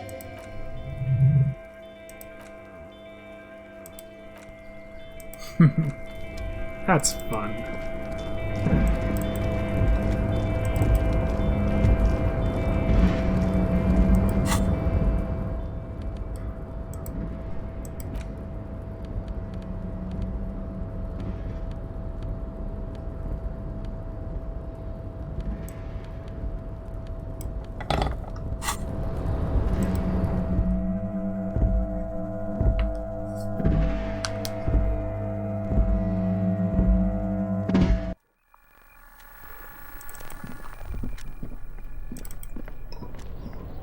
Ooh, that is a terrible noise.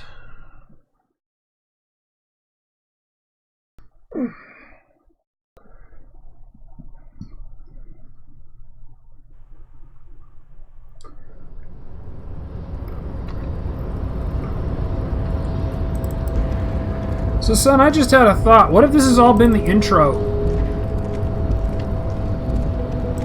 And the real game starts after some event, some undetermined event.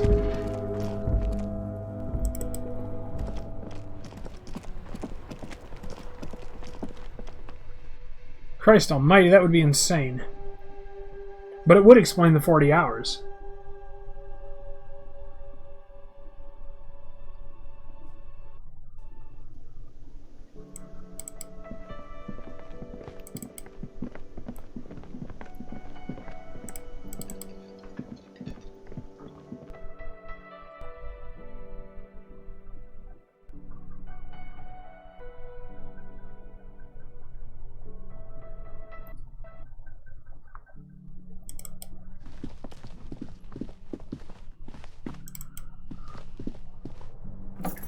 You know, he doesn't like borscht racists. Hating borscht is reserved for people who lack any kind of moral diversity.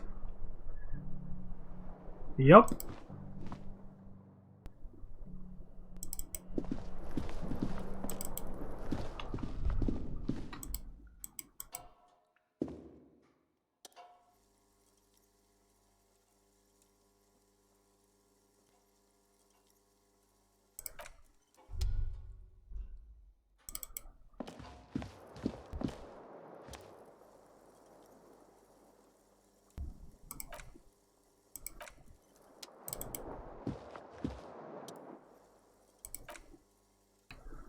Down we go. The bed is still cold from the wind blowing in from the broken window. The mattress creaks as you close your eyes and try your hardest to fall asleep. This'll be uplifting.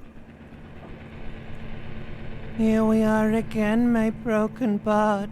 The waves are coming, carrying you away. But you can't go. No, you have to stay. always half aware of yourself. You're not cooperating, brother man. It's your disgusting body. Even through your sleep, you feel a vague discomfort suffusing it. Your belly and your sides are unpleasantly tender. You wish you could curl up into a fetal ball of safety. But you cannot, because of the pain. And there's a lot of it, ever present in your organs. It's like every one of them has their own nasty song to sing. The pain in your right side is your enlarged liver, by the way. As for your kidneys, you've really been compounding the damage lately. Every cell in your body is screaming in agony, asking, what did we ever do to you? I'm sorry, cells, it's all me. Now, you're finally thinking about something other than yourself. Let's see how far that'll get you. These are my just desserts. I will endure this pain with dignity. There's no dignity here. Only reflections of your body mass. Flashes of the day. You keep coming back to yourself in the mirror. But why? To admire all your accomplishments? You're just stuck here. In the half-world. Could try looking at other people. Really looking. But why would you want to start doing that? I will. I'm looking at people all the time. I like them. Sure you do. They're all so friendly, aren't they? Some of them are nice, others are scared. At least they're interesting. Each one has a process just like yours, running in the space between their ears, full of secrets. People are beautiful, statuesque, parodies and tragedies of themselves, a great democracy of creatures. What do you think you're doing right now? Coming to some greater awareness? Look at all these lights, blinking in and out of existence. Thoughts! You're just pretending that you're asleep, even to yourself, while the world goes on without you. Let it. Let it. But it never seems to let you go, does it? Time to rise and wipe that shining sweat off as best you can.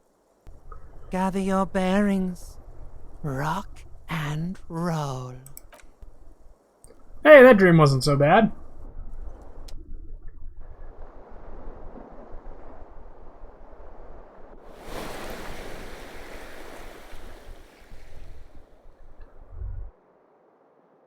Awesome. So anyway, that has been day 2. Or rather day 4, because that's the day we're on. And I have been Blind Ryan. I hope you enjoyed this. If you did, be sure to like and follow and comment and all that crap. And I will see you all next time, and apparently so will Sun. I'll send you a private message next time so you don't miss anything.